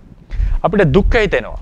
අපිට ඒකම අපි වොරි වෙනවා කියලා කියනවා. මේ පසුතැවීමේ ලක්ෂණයක්. පසුතැවීම කියන එකට අහු වුණොත් එහෙම ඒක ස්ලේවරි වගේ. ඒක දාස භවක්. ඒක එළියට හරි ලේසි නෑ. නිතර මතක් කරනවා අපිට. තමන්ට චෝදනාව ගෙන දෙනවා. අපරාධයක් කරගත්තේ කියලා කියනවා. මේ විදිහේ ඒකේ මිදීම කියන එක ඥාණයෙන් කරන්නට ඕන දෙයක්. හරියට කරුණු කාරණා තේරුම් අරගෙන. මොකද හේතුව අපි පසුතැවුණා කියලා වෙච්ච දේවල් හරියන්නේත් නැහැ. නේද? අලුතෙන් ඒ දේ නිවැරදි වෙන්නේ නැහැ. වෙන්නේත් අව අකුසලයක් වර්ධනය වෙන එක විතරයි. අපිට තියෙන අවස්ථාවේ කාදමීමක් සිද්ධ වෙන්නේ. බෝසතාණන් වහන්සේලාගේ ලක්ෂණනේ පසුතැවෙන්නේ නැහැ කියන්නේ. ඒ දාස භවෙන් මිදුණා කියලා කියන. ඒකත් කෙටි කතාවක් උත් අර අනිත්‍ය ගන්ධ ජාතකයේදී නේද? ස්ත්‍රීන්ට ගොඩාක් දුරින් ඉඳලා අවසානයේදී රජතුමා පොළඹවපු නිසා කාන්තාවන්ට ගොඩාක් ලොල් වෙනවා බෝසතාණන්. ඊට පස්සේ මොකද හිතන්නේ මේ සැපය කම් සැපය මම හැර වෙන පිරිමියෙක් ලබන්නට ඕනේ නැහැ කියලා රටේ ඉන්න පිරිමි නිකන් මරන්න පටන් ගන්නවා. දකින මිනිස්සයා මරන්න පටන් ගන්නවා. පිරිමියයි. ඊට පස්සේ අන්තිමට රජුව පිටුහල් කරනවා. කාන්තාවක් එක්ක යනවා තමන් හිතවත් කාන්තාවක්. දැන් ගිහිලා ඊට පස්සේ අන්තිමට ඒ කාන්තාවත් වෙන මිනිස්සෙක් එක්ක ඉඳලා එතනත් ගොඩාක් තවත් කලකිරීමකටපත් වෙලා කැලේට. දැන් බලන්න තමන් කැලේට ගියාම මොන වගේ මානසිකත්වයක්ද එන්නට ඕනේ. අපිට උනා නම් ඒක හිතන්න. අර නිකරුණේ මරපු මිනිස්සු ගැන දුක් වෙන්නට වෙනවා. පවුල් අනාත වුණා, තාත්තලා නැති වුණා, සහෝදරයෝ නැති වුණා, පුතාලා නැති වුණා, පවුල් වලට කොච්චර ගිල්ට් එකක් වරදක් තමන්ට ඇති වෙන්නට ඕනේද. ඊට පස්සේ මේක නිසා තමන්ට ලැබෙන්න තිබිච්ච රාජ්‍ය නැති වුණා. රජකම නැති කරගත්තා. නිකන් එකක් නෙවෙයි, නිකන් ගෙදරක ඉඩමක් නැති වුණා වගේ එකක් නෙවෙයි, ඔප්පුවක් නැති වුණා, දීපලක් නැති වුණා, රාජ්‍යයක් නැති කරගත්තා. ඊට පස්සේ තමන් ආදරය කරපු කාන්තාව තමන් වැතහැලා ගිහින් වැරදි ඩිසිෂන් එකක්, වැරදි මිස්ටේක් එකක් තමන් තෝරගත්තේ වැරදි කෙනා කියලා පසුතැවෙන්නට පුළුවන්. මේ සියලු පසුතැවීම් එන්නට තියෙන අවස්ථාවකේ බෝසත් හිතේ හැටි ඒ ඥානයේ හැටි උන්වහන්සේට පුළුවන් මේක අතීතයේ වෙච්ච දැන් මේක කියන වර්ධනවා කියලා තේරුමක් නැහැ කියලා උන්වහන්සේට පුළුවන් වුණා ධ්‍යාන උපදවලා නැවත බ්‍රහ්ම ලෝක පරන්න. ඉතින් ඒ තමයි ඒ ඥානය වැඩ කරන ඔය බෝසතාණන් වහන්සේගේ හැටි. ඒ කියන්නේ බෝසතාණන් වහන්සේ කරා කියන්නේ අපිට කරන්න බෑ කියන එක නෙමෙයි. ඒක කරන්නට පුළුවන් ඥානය තමයි යොදා ගන්නට තියෙන්නේ. ඒ කියන්නේ පසුතැවීම කියලා කියන්නේ ඥානවන්තයන් විසින් නොකරන්නා වූ ක්‍රියාවක්. කුච්චිත ක්‍රියාවක්. කුක්කුච්ච කියලා කියන්නේ ඒකයි. ඥානවන්තයන් විසින් නොකරන ඊටාම පහත් නින්දාවට ලක් කළ යුතු ක්‍රියාවක්. කුක්කුච්චය කියලා කියන්නේ. ඒකෙන් මිදීම දාස භවකින් මිදීම වගේ බොහෝ දිනාට තියෙන ප්‍රශ්නයක් මේක. සමහර අය කියන මම අහවල් කාලේ මේ දේ වුණා, මම සත්තු මැරුවා, මේක මට මතක් වෙනවා, මීයා මරපේක මීයක් මරපේක මතක් වෙනවා. අර විදිහට හොරකම් කරා කියලා මතක් වෙනවා. ළමයින්ට මෙහෙම දෙයක් කරා කියලා. ඒ වගේ එක එක්කෙනා තියෙනවා. එක එක්කෙනාට තියෙන ප්‍රතිආප පුතුක්ජන වශයෙන් වැරදි සිද්ධ වෙන මිනිස්සුත්. නමුත් ඒක ගැන වද වෙනවා යන ඔබේ අකුසලයේ තවත් වර්ධනය කර ගැනීමක් ධර්මයේ හැටියට. ඒකෙන් මිදීම දාස භවකින් මිදීමක් වගේ. විචිකිච්ඡාවෙන් මිදීම ලොකු භයානක අර්ථරමං වෙන හැකි කාන්තාරයක් තරණය කළා වගේ. හරි අමාරුයිනේ කුසල් අකුසල් පෙර භවයේ පසු භවයේ පිළිබඳ සැකේ දුරු කරගන්නට. හරිනේ. එතකොට ඒ නිසා මේ පංච නීවරණ කාමච්ඡන්දේ ණයක් නිදහස් ණයක් ගෙවුවා වගේ, ව්‍යාපාදේ රෝගයක් සෝ වුණා වගේ, තීන මිද්දේ බන්ධනාගාරයේ හිරේකින් එළියට ආවා වගේ. තීන මිද්දේ තුල වගේ. උද්දච්ච කුක්කුච්චේ දාස භවකින් මිදුණා වගේ. කාන්තාරයක් තරණය කරා වගේ විචිකිච්ඡාව කුසල් අකුසල් හොඳ නරක පෙර භවයේ පසු භවයේ පිළිබඳ සැකේ දුරු කරගන්න. මේක දුරු කරගත්තට පස්සේ තමයි ධ්‍යාන උපදින්නේ. ධ්‍යානෙ පහළ වෙන්නේ. එතකොට ඒක අකුසලය බුදුරජාණන් වහන්සේ ඒකේ තියෙන නිදහස පෙන්වන්නේ. අකුසලයන් දුරු වීම නිසා ඇතිවන නිදහස. මේක වෙනස්. අකුසලයන් දුරු වීම නිසා ඇතිවෙච්ච මානසික සැනසීම නිදහස සහ ඒ ධ්‍යාන හිතේ තියෙන සැපය. මේක දෙකක්. අර අපි අකුසලයන් නිදහස් වීමේ සැපේ අපි කොස් තදංග විස්කම්මන නිර්වාණයක් කියලා මතකද? අකුසලයන්ගෙන් මිදීමෙන් ඇති වෙන සැපය. ධානයේ ඇතුලේ තියෙන සැපය කියන එක වෙන. ඒක නිවනක් ලෙස සැලකුවා සමහර බ්‍රාහ්මණයෝ තාපසවරු. ඒකට කිව්වා මිච්ඡා දෘෂ්ටික නිර්වාණයක් කියලා. ධානයේ ඇතුලේ තියෙන සැපේ නිවන ලෙස ඒක සංකතයක්. ඒක සැපේ ලෙස සැලකුවොත් ඒක මිත්‍යා දෘෂ්ටික වැරදි අදහසක්. ධානයේ නිසා අකුසල් යටපත් වීම නිසා ලැබුණා වූ සැපය ඒක අසංකත සැපයක්. ඒක විස්කම්මන නිර්වාණය දෙස අපි හඳුන්වනවා. ඊට පස්සේ දැන් මේ තමයි මානසිකව ඇති වෙච්ච සහන. ඊළඟට දේශනාවේ දක්වනවා කොහොමද කායිකව ඇති වෙන සැපේ කියන එක. ඒක හරි ලස්සනයි. කායිකව ඇති වෙන සැපේ. අපි හෑන්ඩ් අවුට් එකට යන් පිටුව 2 අත්පත්‍රිකාවේ 418 පිටුව 2 418 මම මේ කෝටේෂන් එක දාලා තියෙන එක ටිකක් ලොකුයි. මම කරේ බුද්ධ ජයන්තියෙන් තනිකර කොපි පේස්ට් කරලා තියෙන්නේ. බුද්ධ ජයන්තිය කියලා කියන්නේ ඉතින් විශේෂයෙන් අපේ ගරු කටයුතු ස්වාමීන් වහන්සේලා විසින් ඊටාම ටිකක් අමාරුයි සිංහල. ඒක මම දන්නවා. ඒ සිංහලෙන් පරිවර්තනය කරපු දෙයක්. ඒ පාලි පාට ටිකක් පරිවර්තනය කරන්න අමාරුයි. මොකද සමහර වචන එහෙම තියෙනවා ටිකක් මේ අර එක දේවල් ගැන යොදපු වචන තියෙනවා නේද? ඒවා ගැන මගේ දැනුම ටිකක් අඩුයි සාමාන්‍යයෙන්. අර නහානීය චුන්න නේද? ඒවා මොනවද මේ චූර්ණ ගැන එහෙම මේ තියෙනවා ඒ වචන ටිකක උපමා ටිකක් දීලා තියෙනවා. ඒ නිසා මම බුද්ධ ජයන්තියේ මේ කොපි පේස්ට් කරලා තියෙන්නේ කොටේෂන්ස් ටික. ඒකත් බලමු 418 රෝම ඉලක්කම් 2. ධානයේ නිසා හිමිවන කායික සැප. තථාගතයන් වහන්සේ ධානයේ නිසා ඇතිවන මානසික සැපය පමණක් නොව කායික සැපයද වර්ණනාත්මකව උපමානුසාරයෙන් විස්තර කරනවා. මහා අස්සපුර සූත්‍රයේදී ඒ ධානය නිසා ඇතිවන වෙනස් කායික සැපයන් ඒ උපමානුසාරයෙන් පහද පරිදි විස්තර. එක එක ධානයෙන් ඇතිවන සැපේ වෙන වෙන විස්තර කරනවා. මානසික සැපයට අනුතුරු. ප්‍රථම ධානයේ කායික සැපය. බලමු අපි සිංහලෙන් කියමු. මහාන චිත්තෝපක්ලේශ වූ ප්‍රඥා දෞර්ය බල්ලයට කාරණ වූ මේ පංච නීවරණයන් හැරපියා. කාමයෙන් වෙන්ව අකුසල දහමින් වෙන්ව සවිතක්ක සවිචාර විවේකජ ප්‍රීතිසුඛ ඇති ප්‍රථම ධානය උපයාගෙන වාසය කෙරේ. ඒ කියන්නේ ප්‍රථම ධානයටපත් වුණා කියන එක. සමහර සිංහල ටිකක් අමාරුයි. හේ මේ කරජ කයම විවේකයෙන් උදාපත් ප්‍රීති සුඛෙන් තෙමයි. මේ මුළු කයම ප්‍රීති සුඛෙන් තෙමනවා. ප්‍රීති සුඛෙන් කය තෙමනවා කියන එකේ තේරුම තේරවාදයේ හැටියට මේ සිත ගිහිල්ලා තෙමනවා නෙවෙයි. සිතෙන් චිත්තජ රූප හැමතැනම ඇති කරනවා කියන එකයි මේ කියන්නේ. සිතෙන් ප්‍රසන්න චිත්තජ රූප මුළු කය පුරාම ඇති කරවම ඒකට කියනවා ප්‍රීති සුඛයෙන් මුළු කයම තෙමුවා කියන එක. සීත කරා.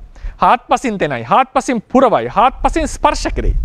තෙල මහණෝගේ හැම අගින් යුතු කරජකය පිළිබඳ විවේකජ ප්‍රීති සුඛයා විසින් නොපහළ කිසිදු තැනක් නොවේ. කිසිදු තැනක් ස්පර්ශ නොවුණා වනේ. ස්පර්ශ වෙනවා කියලා කියන්නේ සිත යනවා නෙමෙයි හැමතැනටම. සිත නිසා චිත්තජ රූප මුළු කය පුරාම හට ගන්නවා. ඉතා ප්‍රණීත චිත්තජ රූප ටික. මේක ධානයක් නිසා ඇති වෙන චිත්තජ රූප. උදාහරණය. නහවණුවෙක්, ඒ කියන්නේ නාවන කෙනෙක්.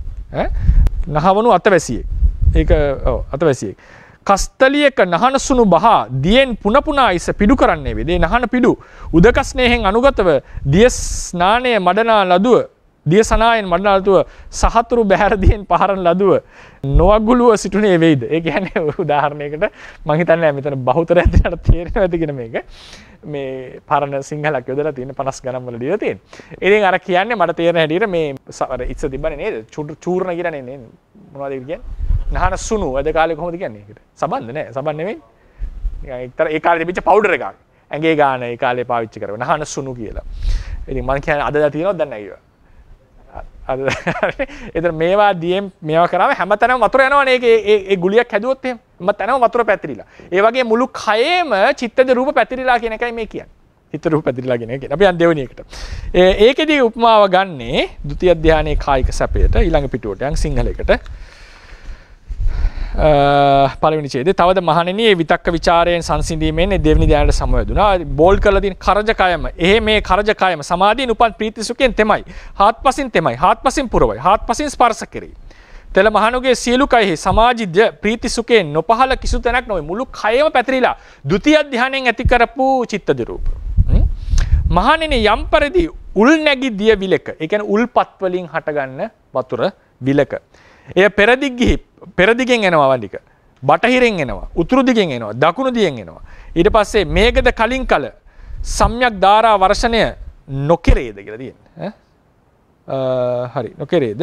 වැලිද වහින්නේ නැහැ කියලා එතන කියන්නේ. වැලිද එම දියවිලින් සිහිල් දිය දහර පැන නැගියම දියවිල් සිහිල් දියෙන් තෙමාද හාත්පසම තෙමාද. ඒ කියන්නේ මුළු විල පුරාවටම ඒ උල්පත් වලින් එන ජලය පිරී ඉතිරි යන්නාසේ ඒ විලේ කිසිදු තැනක් ඒ උල්පත් ජලයෙන් ස්පර්ශ නොවුනාසේ. මොකද වහින්නෙත් නැහැ. උල්පත් ජලයෙන් ස්පර්ශ නොවුනාසේ ස්පර්ශ වෙලා තියෙනවාසේ ဒုတိ ය ධානයෙන් ඇති කරපු චිත්තජ රූප වලින් මුළු කයම පිනා යනවා. ඒක වෙන උපමාවක්. අතන දුන්නේ නහන සුණු වතුරෙන් පොඟවනකොට ඇති වෙච්ච දේ. මේක උල්පත් ජලයෙන් විලක් සම්පූර්ණයෙන් පිරෙන හැටි. තෘතිය ධානයේ කායික සැපය. පාලියක නෙවෙයි සිංහලයක අවසානයකට. එතනදී කියනවා කළු පාටෙන් තියෙන එකට. හේ මේ කයම නිෂ්ප්‍රීති සුඛයෙන් මොනවට තෙමයි. ප්‍රීතිය නැති සැපයෙන්. මොකද සුඛ ඒකාග්‍රතාන ධානාංග දෙක ප්‍රීතිය නැහැනේ. හාත්පසින් තෙමයි. හාත්පසින් පුරවයි. හාත්පසින් ස්පර්ශ කෙරෙයි. තෙල මහණුගේ සියලු කය නිෂ්ප්‍රීතික සුඛයෙන් නොපහළ තැනක් නැත. මහණෙනි යම්සේ උපුල් විලක වේවයි, හෙළපියුම් විලක වේවයි, රත්පිලුම් විලක වේවයි. උතුල් මේකේ උදහස් තමයි මොකක්ද නේද? යට ඇතුලෙන් නෙළුම් මලක් මතුවීගෙන එනවා. තාම උඩට ඇවිල්ලා නැහැ නෙළුම් මල. තාම මතුවෙලා නැහැ. වතුර ඇතුලේ තියෙන්නේ. වතුර ඇතුලේ තියෙනකොට නෙළුම් මලේ නට්ට මල හැම එකක්ම වතුරෙන් සම්පූර්ණයෙන් ස්පර්ශ වුණා වගේ තෘතිය ධානයේදී මුළු රූපකයම ප්‍රසන්න චිත්තජ රූප වලින් ස්පර්ශ වුණා කියන එකයි මේ කියලා තියෙන්නේ. ඊට පස්සේ හතරවෙනි ධානයේ. එතන උපමාව ගන්නේ තව ඒ සතුත ධානයේ සිංහලයකට එන්න. හේ මෙම කය පයර්ව දාත පරිශුද්ධ සිතින් පරණය කොට හුන්නේ වේ. තෙල මහණුගේ හැම කය කිසු තැනෙක් පයර්ව දහත පරිශුද්ධ සිතින් නොපහළේ නොවේ. මහණෙනි යම්සේ පුරුෂයෙක් සුදු වස්ත්‍රයකින් හිසවසා පෙරව හුන්නේ වේද. ඔහුගේ හැම කය කිසු තැනක් හෙළවතින් නොපහළේ නොවේ. මහණෙනි එපරිදිම මහණ මෙම කය ඒ කියන්නේ උදාහරණයකට කවුරු හරි කෙනෙක් ක්‍රම දෙකකට ගන්න පුළුවන්. කවුරු හරි කෙනෙක් හොඳට නාලා සම්පූර්ණයෙන් නාලා ඇඟ වහගෙන ඉන්නවා වස්ත්‍රයකින්. මේ ඇඟෙන් ඇති කරනවා යම් අර තෙත ගතියක් එළියට. ඒ තෙත ගතිය මුළු හොඳ තෙත බරිතව ඉන්නකොට කය මේක රෙද්දකින් වහන් ඉන්නකොට මුළු රෙද්දම තෙත් වෙනවා අර තියෙන සීතෙන්. ඒ වගේ චතුර්ථ ධානයේදී මුළු කයම චතුර්ථ ධාන සැපයෙන් සපවත් වෙනවා. ඒක අනිත් පැත්තට විස්තර කරනවා. ඒ සීත රෙද්දක් නිසා කයටත් ඒ සැපය ලැබෙනවා. මේ මං හිතන්නේ මේ සිංහලයේ ඒක පරිවර්තනය කරලා තියෙන්නේ දෙවෙනි ක්‍රම. අටුවාවේ ක්‍රම දෙකකට මේක විස්තර කරනවා. එතකොට මේකෙදී විශේෂයෙන් දැනගන්නට ඕන කරුණ තමයි මේ එක එක ධානයෙන් විවිධ සැපයවල් කයට ලැබිලා තියෙනවා. 419 ථේරවාද සම්ප්‍රදායට අනුව ඉගැන්වීම් වලට අනුව මේ හැම අවස්ථාවකදීම ධානයේ නිසා මුළු කය පුරාම සැපවත් වීම ධානයේ නිසා මුළු කයම සැපවත් වීම සලකා ඇත්තේ ධාන චිත්තුප්පාදයෙන් උපදවන ලබන චිත්තජ රූප මුළු ශරීරයේ පුරාට පැතිරීම වශයෙන්. ඒ බව එම සූත්‍රයේ ටීකාව පැහැදිලි කර ඇත. කළු පාටින් තියෙන්නේ පීති සමුට්ඨාපන පනීත රූපේහි සකලස්ස කරජකායස්ස පරිපුටතහය චෙත්ත තන් සමුට්ඨානික පීති සුඛානං සබ්බත් පවත්ති ජෝතිතාති. ඒ කියන්නේ ප්‍රීති සුඛයෙන් යම් චිත්තජ රූප ටිකක් මුළු කය පුරාම පැතිරුණා නම් ඒ චිත්තජ රූප ඇති කරවපු ප්‍රීති සුඛයන් මුළු කයෙම පැතිරුණා ලෙස සැලකිය යුතුයි. ඒ ගන්නේ හේතුවේහි නම ඵලයට දීලා. ඒක ඒක එක්තරා ණය ක්‍රමයක්. ඒ කියන්නේ ඇත්තටම ඵලය චිත්තජ රූපය තමයි මුළු කය පුරාම පැතිරිලා තියෙන්නේ. හැබැයි ඒකේ හේතුව තමයි ප්‍රීති ආදී යුක්ත ධාන සිත. ධාන චිත්තුප්පාදය. ප්‍රීති ආදී ප්‍රධාන. ප්‍රීති සුඛ විශේෂයෙන් උපේක්ෂා ආදී ප්‍රධාන. ඒ ධානයට අනුව. හරිනේ. එතකොට මේක නිසා මුළු කය පුරාම චිත්තජ රූප පැතිරුණාම මේ තමයි ඵලය, මේ හේතුව. මේ ඵලය මුළු කය පුරාම පැතිරුණාම ඒක ව්‍යවහාර කළ තියෙන දේශනාවේ හේතුව කය පුරා පැතිරුණා. ඒ කියන්නේ ප්‍රීතිය කය පුරා පැතිරුණා කියලා දේශනාව වෙන්නේ. නමුත් අපි තේරුම් ගත යුත්තේ සැබවින්ම ප්‍රීතිය එහෙම පැතිරෙන දෙයක් නෙවෙයි. ප්‍රීතිය කියන්නේ එක තැනක හටගන්න අරූපීම දෙයක්. ඒකෙන් පැතිරෙන්න පුළුවන් දෙයක් නෙවෙයි සිත කියන එක. ඒ සිතෙන් ඇති කරපු චිත්තජ රූප මුළු කයම පැතිරුණාම ඒ ධාන සිත ධාන සැපය මුළු කයෙම පැතිරුණා යයි සලකා ඇත. ඒකයි මේ පාලි පාඨයේ තේරුම. අපි තේරුම් ගන්නට ඕනේ ධානයෙන් ඇතිවන සැපය කවරක් කායික සැපය කවරක් පදනම් කරගෙනද චිත්තජ රූප කියන දේ පදනම්. එනිසා චිත්තජ රූපය අනුව අපේ ජීවිතේ විශේෂයෙන් බලපාන දෙයක්. එතකොට ඊළඟට 420 අපි විශේෂයෙන් දැනගත යුතුයි. යෝගාවචරයේ ධානයෙන් හිමිවන කායික සැපය විඳීම් වශයෙන් දැනගන්නේ ධානයෙන් නැගී සිටීමෙන් පසු බව දත යුතුය. ඒ වෙලාවේදී කාය විඥාන පහළවීමක් නැහැ ධානයේ ඉන්නකොට. කෙලින්ම ධාන සිත්මයි පහළ වෙන්නේ. මෙන්න මේ කියන සැපය ඔහු අත්දකින්නේ ධානයේ නැගී සිටිට පස්සේ. ධර්මයේ හැටියට ධාන චිත්ත වීතියක් පහළ වෙනකොට මේකෙන් ඇති වෙන කායික විඥාන වලින් කාය විඥාණයෙන් තමයි සැපේ දැනගන්නේ. මුළු කයම සිසිල් වුණා කියලා. මානසික සහනය නෙමෙයි මේ කතා කරන්නේ. මානසික සහනය ධානයේ වෙලාවෙම ඔහු දැනගන්නවා. ඒක ධානයේ අත්දකින්න එක. ඒක තමයි ඒකේ තියෙන සැපය. එතන තියෙන සබ්ජෙක්ටිව් එක්ස්පීරියන්ස්. ඒ වෙලාවේ ඔහු සැපේ කියන. ඔහු දන්නවා ඔහු ධානයේ ඉන්නේ කියලා. ඒ දන්නවා කියලා කියන්නේ ඒ අවස්ථාව ප්‍රකටයි ඔහුට. එකපාරට නිකන් නිින්දක ඉඳලා නැගිට්ටා වගේ සිද්ධියක් නෙවෙයි ධානයක් කියලා කියන්නේ. ඒ ධානයේදී සම්පූර්ණ සතිමත්ව තමයි තමන් ඉන්නේ. ඒ වෙලාවේ. මෙතනදී ඒ කායික සැපේ දැනෙන්නේ ධානයෙන් නැගිට්ටට පසු. ඒ නිසා අපි ධාන සම්බන්ධයනුත් කතාව සිද්ධ කරා. මේ චිත්තජ රූප වල කුසල අකුසල් වලින් ක්‍රියාසිත වලින් ඇති කරන බලපෑම සහ ධාන සිත් වලින් ඇති කරන බලපෑම. සෝ ඊට පස්සේ අන්තිමට අවසාන වශයෙන් කාලේ නම් ඉක්මලා ගිහින්නේ අපි යමු හෑන්ඩ් අවුට් එකේ ඒක කියව ගන්න පුළුවන් දෙකේ පිටුවේ 417 රේරුකාණේ චන්දවිමල ස්වාමීන් වහන්සේ නාම ධර්ම වල කුසල් අකුසල් බව. ඒකට ශෝභන අකුසල් කිව්වොත් කමක් නැහැ. තීරණය කිරීමේ සාධකයක් ලෙස එම නාම ධර්ම පුද්ගලයාගේ චිත්ත සහ රූප సంతාණයට ඇති කරන බලපෑම සඳහන් කර ඇත. ඔක අභිධර්මයේ මූලික කරුණු පොතේ බලන්න මම රෙෆරන්ස් එක දීලා ඇති.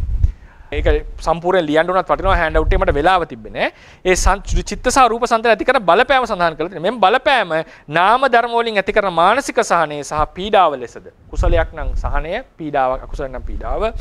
නාම ධර්ම විසින් චිත්තජ රූප ඇති කිරීම වශයෙන් ඇති කරන සහනය සහ පීඩාව ලෙස. චිත්තජ රූප ඇති කිරීම වශයෙන් ඇති කරන පීඩාව සහ සහනය ලෙසද ක්‍රම දෙකකින්ම තේරුම් ගත යුතුයි. ඒක කියවන්න ඒතර ඒක පැහැදිලි වෙයි. උනාසේ ක්‍රම දෙකකින්ම මේක නම් කළා නැහැ. ක්‍රම දෙකකින්ම තමයි විස්තරය සිද්ධ කරලා තියෙන්නේ. ඒ නිසා සමහර ආචාර්යවරු කුසලයක් නිර්ණය කරන ප්‍රධාන ක්‍රමය තමයි ඉෂ්ට විපාක ලබා දීම. අකුසලයක් අනිෂ්ට විපාක ලබා දීම.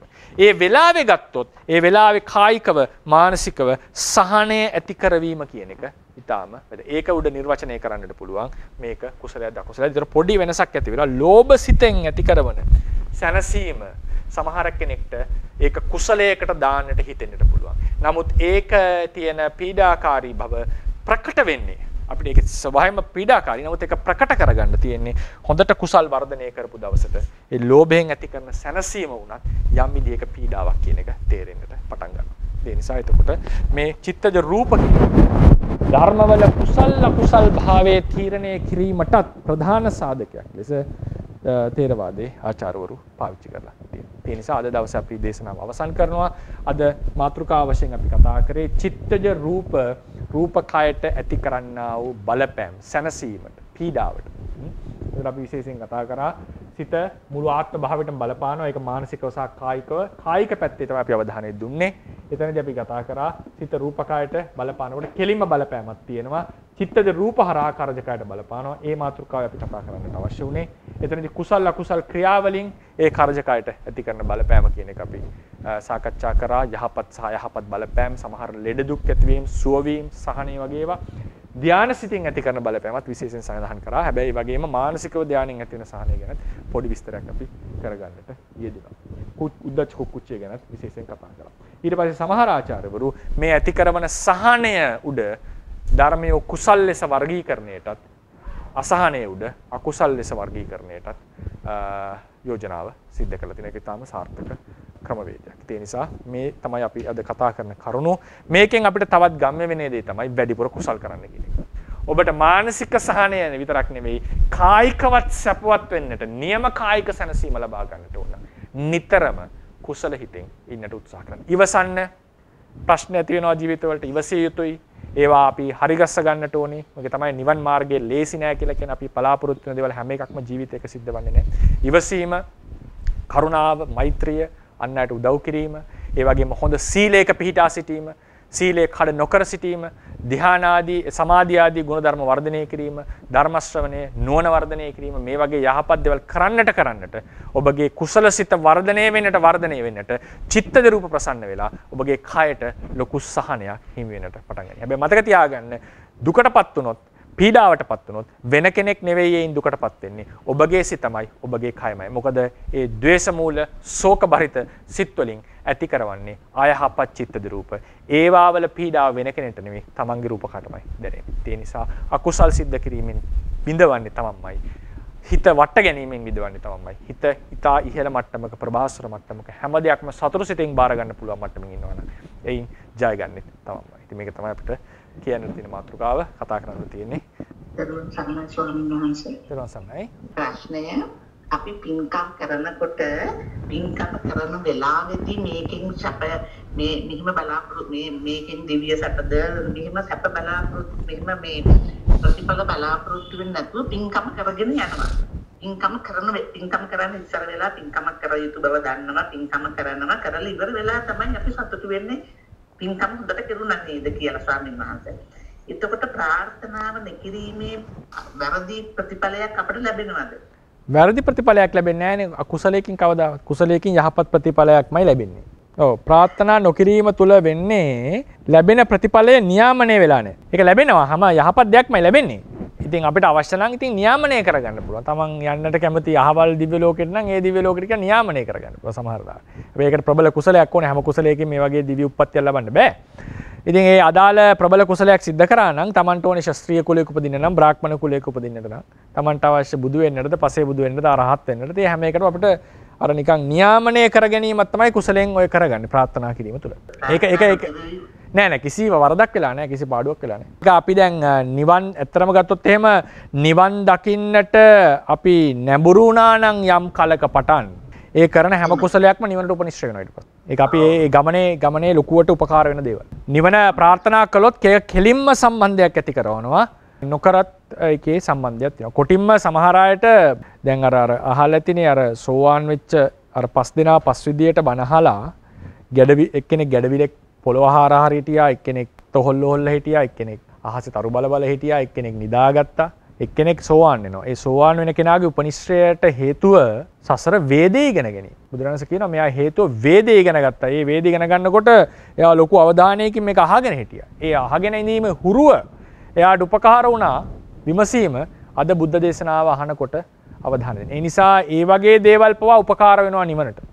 ඒ නිසා දැන් සමහර තැන්වලදී බෝසතාණන් වහන්සේ බුරුජත්ත ජාතකයේදී උන්වහන්සේ සිල් රකින්නට හිතන්නේ බුද්ධත්වයේ පතලා නෙමෙයි මුලින්ම. උන්වහන්සේ පියා එක්ක යනවා දිව්‍ය ලෝකෙට. දිව්‍ය ලෝකෙට ගියාම විරූපක්ෂ කියන නාගරාජයෙක්. විරූපක්ෂ කියන නාගරාජයා එක්ක පියා සමග යන්නේ. පියා වෙන කෙනෙක්. එතනට ගියාට පස්සේ සක්‍රයාගේ භවන දකිනවා. සක්‍රයාගේ භවන දැකලා ඒකට ආස හිතෙනවා. මේ භවනට උපදින්නට ඕනේ කියලා තමයි සීල රකින්න පටන් ගන්නේ. ඉතින් ඒ නිසා නමුත් ඒක අපි දානවා සීල පාරමිතාවට භාග්‍යවතුන් තථාගතයන් වහන්සේ. පස්සේ උන්වහන්සේට සිතක් පහළ වෙන්නට ඇති පස්සේ. මේක මට හරියට කියන්න තේරෙන්නේ නැහැ. ඒවා මේ උපනිශ්‍රය ඔක්කොම. උපනිශ්‍රේ වෙන්නේ නැහැ කියලා කන්නේ. ඉතින් ප්‍රාර්ථනා කරනවා නම් හොඳයි ඉතින්. ප්‍රාර්ථනා කමක් නැහැ ඉතින් ඉවරයි. දාන දීලා ඉවරලා හරි පුළුවන් ප්‍රාර්ථනා කරන්න. ඉවරලා හරි දැන් හාමුදුරුවෝ මතක් කරනවනේ. එතකොට ඉතින් සී කරගන්න ඇති. සමහර ප්‍රාර්ථනා කරන්න දීලා ඉවර වෙලා. ප්‍රාර්ථනාවෙන් පටන් ගන්නම අවශ්‍ය නැහැ. තේරුවන් සරණයි අහන්න. ස්වාමීන් වහන්සේ මේ ප්‍රශ්නෙටම ගෑවිගෙන යන ප්‍රශ්නයක් අහුවතින් ස්වාමීන් සමහර වෙලාවට ස්වාමීන් වහන්සේ දැන් අපි අර දකින්නවනේ සමහර කෙනෙක් පවුලේ කෙනෙක් අසනීප වුණාම දැන් අම්මා අසනීප වුණාම ළමයා ගිහිල්ලා බෝධි පූජා හරි මොනවා හරි පින්කම් හරි මොනවා හරි කරනවා ප්‍රාර්ථනා වෙන්නේ අම්මා සුව වේවා කියලා. එතකොට ස්වාමීන් වහන්සේ එතනදී පින්කම කරපු කෙනාට කුසලය විපාක දෙන එක වෙනම දෙයක්. අර විදිහේ සත්‍යක්‍රියාවක් ගැන නෙමෙයි ස්වාමීන් කියන්නේ. අර එහෙම කරනකොට දැන් හිතනකෝ අම්මා කොහොමදක් ඉන්නේ කියලා. එතකොට අම්මා දන්නෙත් නෑ මෙහෙම දෙයක් කරා කියලා. එතකොට දැනගෙන පින් අනුමෝදන් වෙන්න විදිහකුත් නැත්තම් ස්වාමීන් වහන්සේ එතකොට එතන එහෙම කරන එකේ ඇත්තටම ඵලයක් නෑ නේද ස්වාමීන් වහන්සේ. ඒ අවස්ථාවේදී මම කියන්නේ. මෙහෙමයි අම්මට කුසලයක් රැස් වෙන්නේ නැහැ. ඒ ගැන වාදයක් නැහැ. අම්මට කායිකව යම් සහනයක් ලැබිය හැකිද ලැබිය හැකියි. ඒක දැන් සත්‍යක්‍රියාවක් ලෙස කරොත් කොහොමත් ලැබෙන්න පුළුවන් බව දන්නවනේ අපි. නේද? ඒක පැහැදිලි. ඊළඟට ගත්තම ඔකට උදාහරණ ලෙස ගමු අපි දැන් මෛත්‍රී ධානය වඩනකොට සමහර ස්වාමීන් වහන්සේ කෙනෙක් වඩනකොට මුළු වනාන්තරෙම හිටියපු සත්තු එකිනෙකා කාගත්තේ නැහැ අමනුෂ්‍යෝ සම්ඩු කරගත්තේ නැහැ කියලා කියන අවුරුදු 30ක් එක තැනක.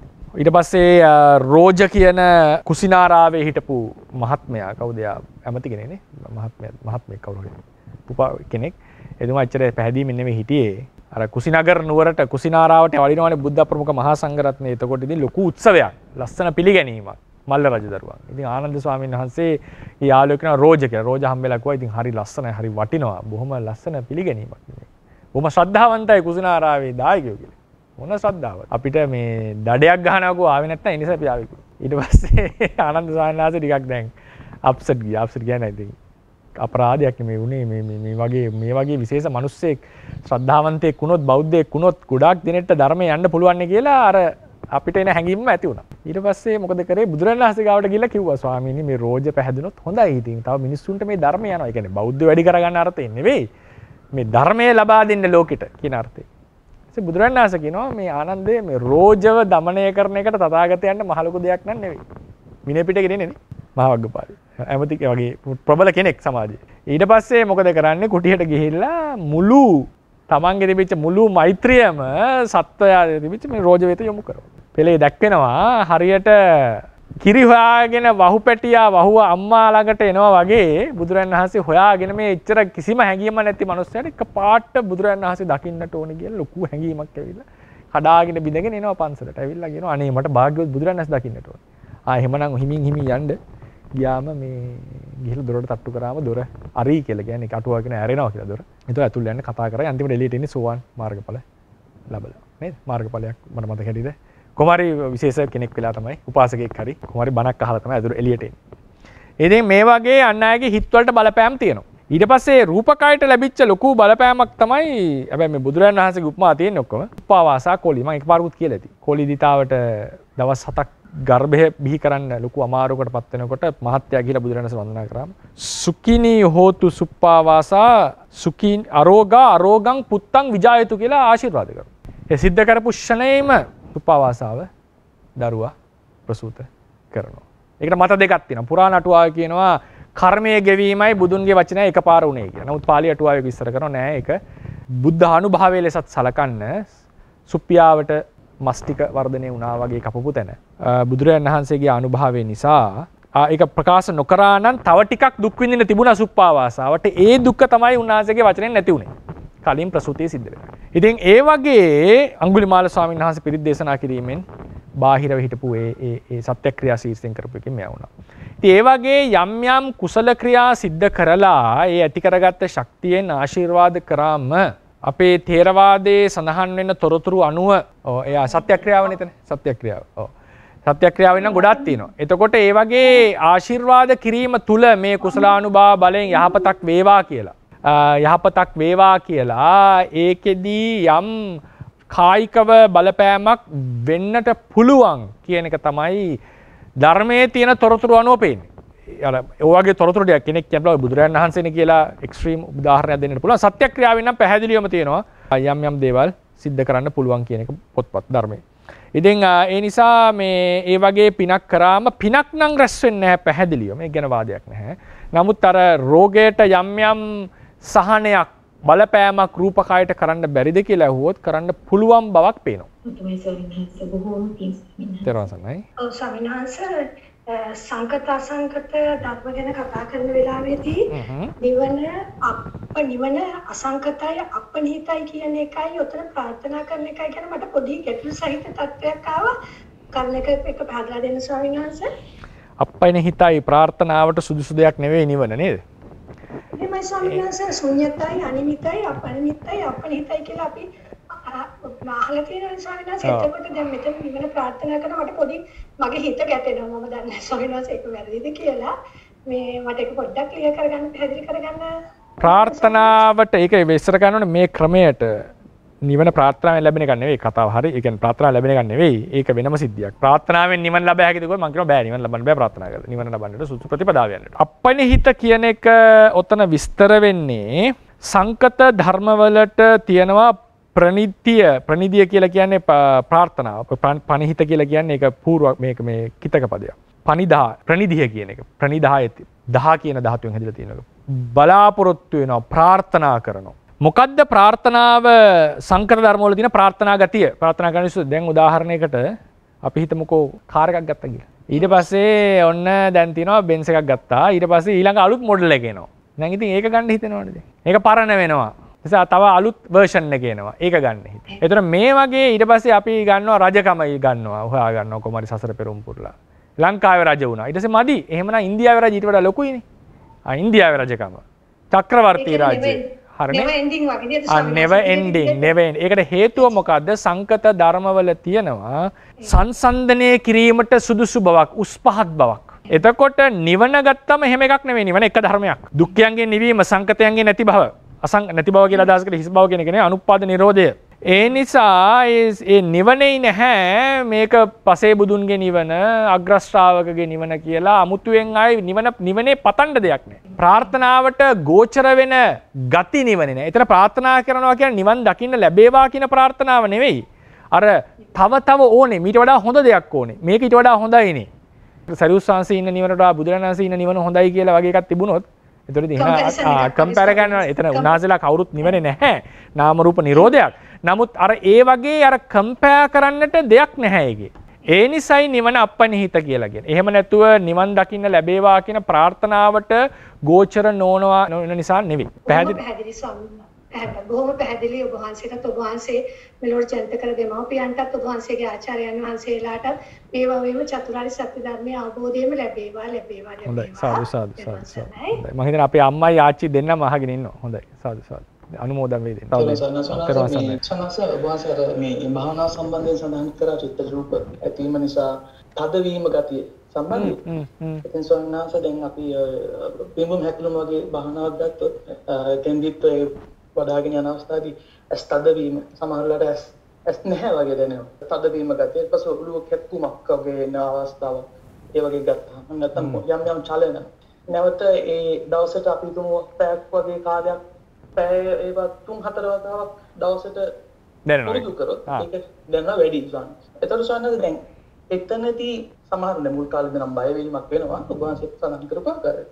නමුත් පසු ස්වාමීන් දැන් ඒ භාවනාවක් නොවැඩෙන අවස්ථාවේදී පවා වෙන වැඩක් කරන වෙලකොට අපි තුන් කම්පියුටර් මොකක් කර වැඩක් කරනවා.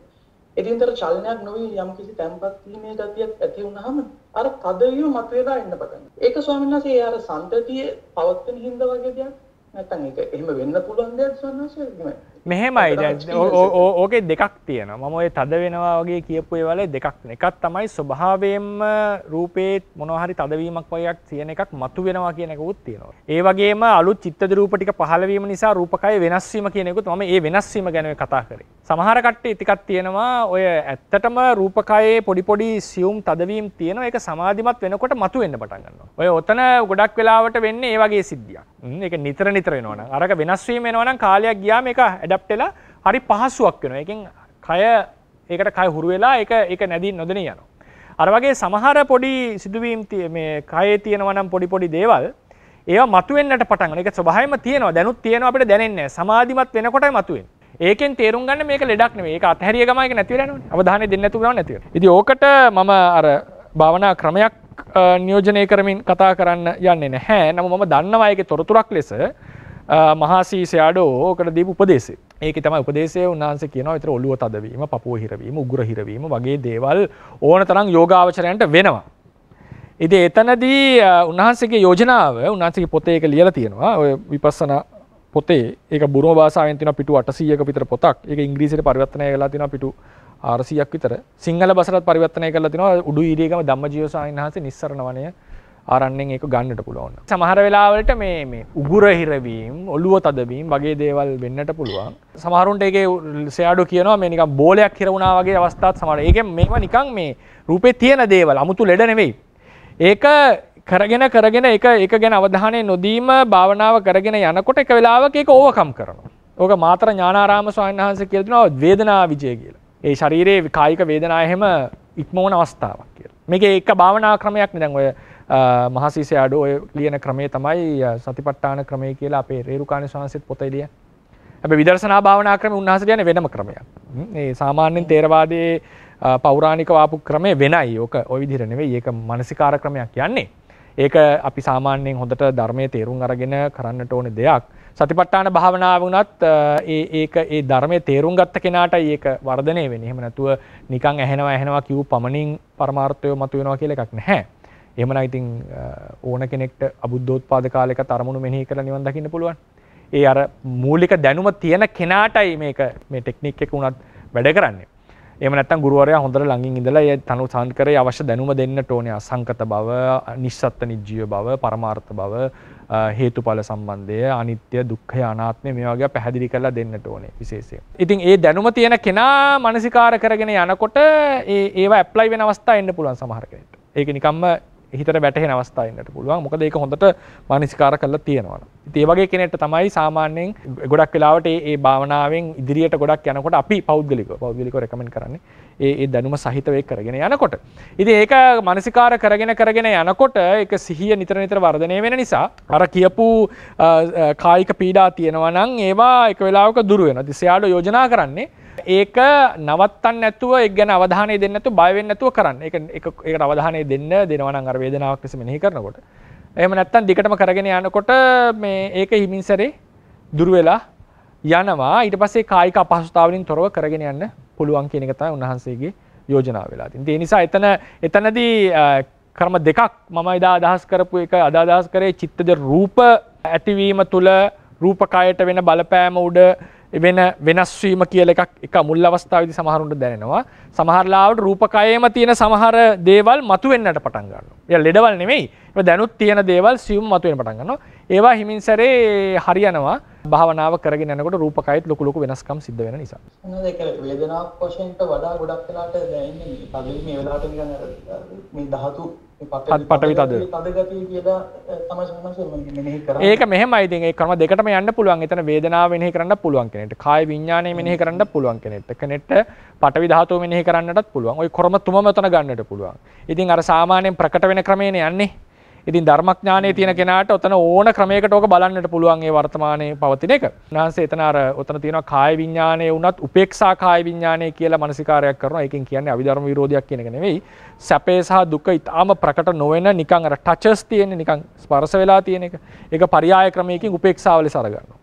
ඒ විදිහට ඒකේ ධර්මඥානයේ තියෙන කෙනාට নানা ක්‍රමවලට මේ මානසිකාරය බලන්නට පුළුවන්. ඒ නිසා ඒක තදගතියක් ලෙස කවුරු හරි නිස්සත්ත්‍ය නිජ්ජීව කියන අදහස තියෙන දැනගන්නට ඕනේ.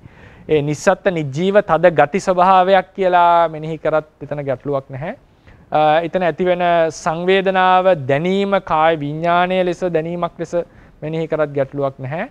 එතන ඇතිවෙන වේදනාව සැප හෝ දුක් ගොඩක් වෙලාට දුක් වේදනාවන්නේ දුක් වේදනාව වේදනාවක් ලෙස මෙනෙහි කරත් ගැටලුවක් නැහැ. ගොඩක් වෙලාට තදවීම සහ මේ චලනය කියන එක තමයි වායු ධාතුව. හරි. හොඳයි සමහර බොහොම පිළිසොනවා. තෙරුවන් සරණයි.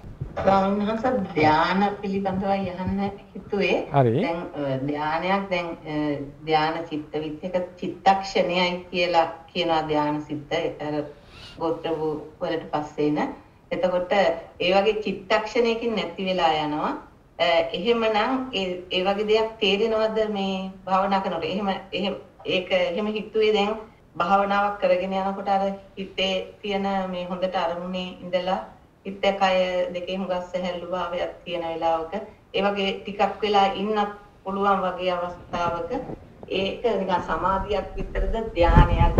අනිත් එක තමයි අර දැන් විහිියෙක් වගේ කෙනෙක් භාවනා කරනකොට අර විවික්කේව කාමී විවික්කේව කුසල හිතම් කියලා ඒ විදිහට ඒ ධාන පැහැදිලි කිරීමට අනුව විහිියෙකුට එහෙම ලබන්න පුළුවන් ධානය සම්බන්ධ.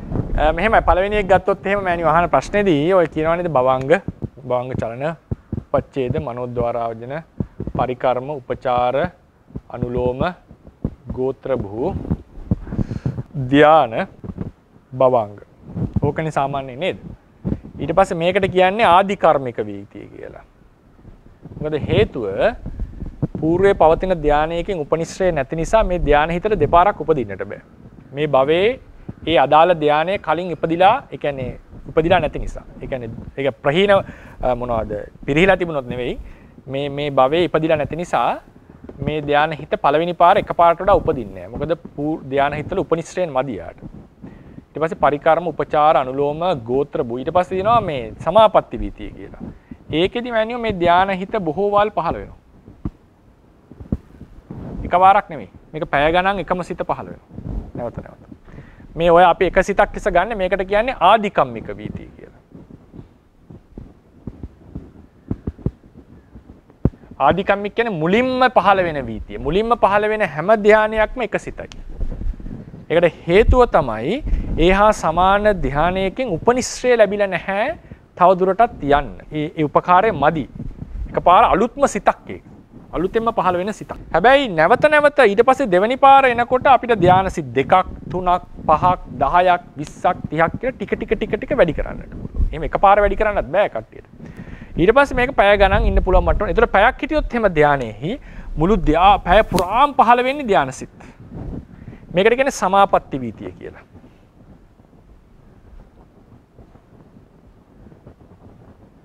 සමාපatti වීතිය. මේ සමාපatti වීතිය ගැන අපි කතා කරේ. මේ ආදිකම්මික වීතිය ගැන නෙවෙයි. ගිහි කෙනෙක් කොහොමද විවිච්ඡේව කාමේහි විවිච්ඡ අකුසලෙහි ධම්මේහි. ඒක ගිහි පැවිදි ભેදයක් නැහැ. ධානය උපදින්නට නම් කාමයන්ගෙන් වෙන්නට ඕනේ, නිර්වාණයෙන් යටපත් වෙන්නට ඕනේ, අකුසලයන් දුරු වෙන්නට ඕනේ. ඒක පොදු ධර්මතාවයක්. එතකොට ගිහි කෙනෙක් වුණත් ධානයක් උපදවනවා නම් ඒ රළු පංච නීවරණයන්ගෙන් වෙන් වෙන්නට වෙනවා. ඒක ධර්මතාවයක්. දැන් ඊට පස්සේ ප්‍රබල විදර්ශනා ඥාන වලට එනවා නම් එතනදිත් ඒක ඒ කාමයන්ගෙන් වෙන්වීම කරන්නට වෙනවා. ඒක වෙනවා අනිවාර්යයෙන්.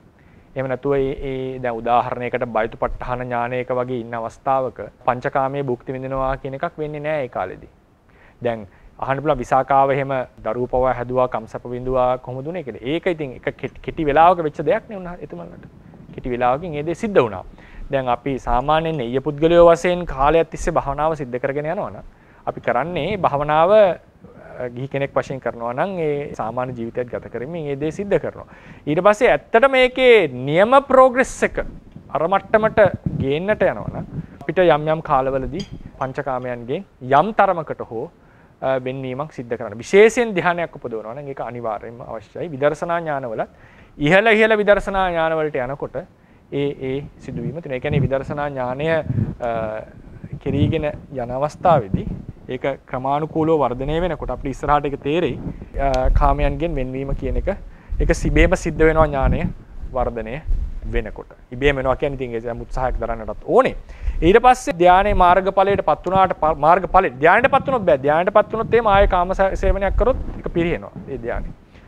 ඒ කියන්නේ බෝසතාණන් වහන්සේලා හැම සම්පූර්ණයෙන් බිරිඳගෙන් එහෙම වෙන් වෙලා තමයි රජ කාලේ එහෙම ධාන වඩනකොට සම්පූර්ණයෙන් සඳලු තලයට ගිහලා සියලු දෙනාගෙන් වෙන් වෙලා ඉන්නේ. හැබැයි මාර්ගඵලයක් එහෙම ලැබපු අවස්ථාවකට පස්සේ ආපහු සාමාන්‍ය ගෘහ ජීවිතේට එන්න පුළුවන්. නමුත් ඵල සමාපත්තියට එහෙම සමවදින එක ලේසි වෙන්නේ නැහැ. පංචකාමයත් එක්ක එක කරන්නට අමාරු නිසා. ඒ නිසා මේ අපි කරන්නට ඕනේ ඒ එදිනෙදා ඒ කටයුතු භාවනා කටයුතු. ඒකෙන් මම කියන්නේ ගිහි ජීවිතේ වැඩ කටයුතු හෝ ඒ එදිනෙදා තියෙන සම්බන්ධතා අඩාල කරගන්නවා කියන එක නෙවෙයි.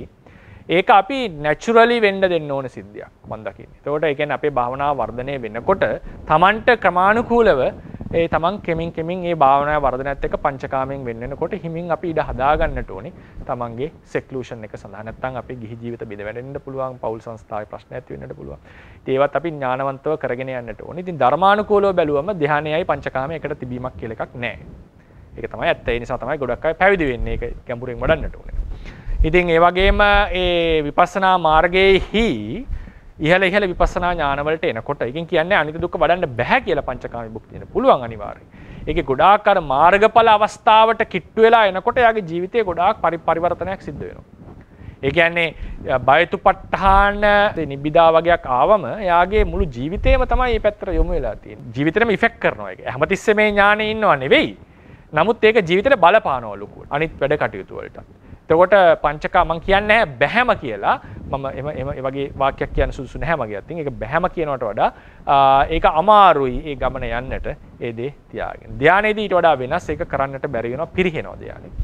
විදර්ශනාවේදී උනත් ඉහළ විදර්ශනා ඥාන වලට යනකොට සාමාන්‍යයෙන් කෙනෙක් ඒව දේවලින් වෙන්වීම සිද්ධ වෙනවා. ඊට පස්සේ මේකපත් වුණාට පස්සේ එයා ඒ දුරේ අතහැරියොත් දැන් මට ඇති මේ සෝවන් මාර්ගයට පත් වුණා ආදී ලෙසට ඊට පස්සේ එයා සම්පන්න ජීවිතයක් ගත කරන කෙනෙක් බවට උනත් පත් වෙන්නට පුළුවන්. ඉතින් එහෙනම් තමයි අපිට කියන්නට තියෙන්නේ. ඒක මම ඉතින් යෝජනා කරන්නේ ඒක ලොකුවට මේ දෙක එක දෙකට පවතින්න බෑ කියන කන්ට්‍රඩික්ෂන් එක හිතේ තියාගෙන ඉන්නවට වඩා අපි කරන්නට ඕනේ ගිහි ජීවිතයේ යුතුයකම් ආදී ඉෂ්ට කරමින් ඒ භාවනාවත් කරගෙන යන එක. එතකොට තමන්ගේ හිතට දැනෙන්නට පටන් ගන්නවා. දැන් මම ටික ටික මේ පැත්තට බර වෙනවා, මගේ හිත වර්ධනය වෙනවා. ඊට පස්සේ අපි තමන් දක්ෂ වෙන්නට ඕනේ.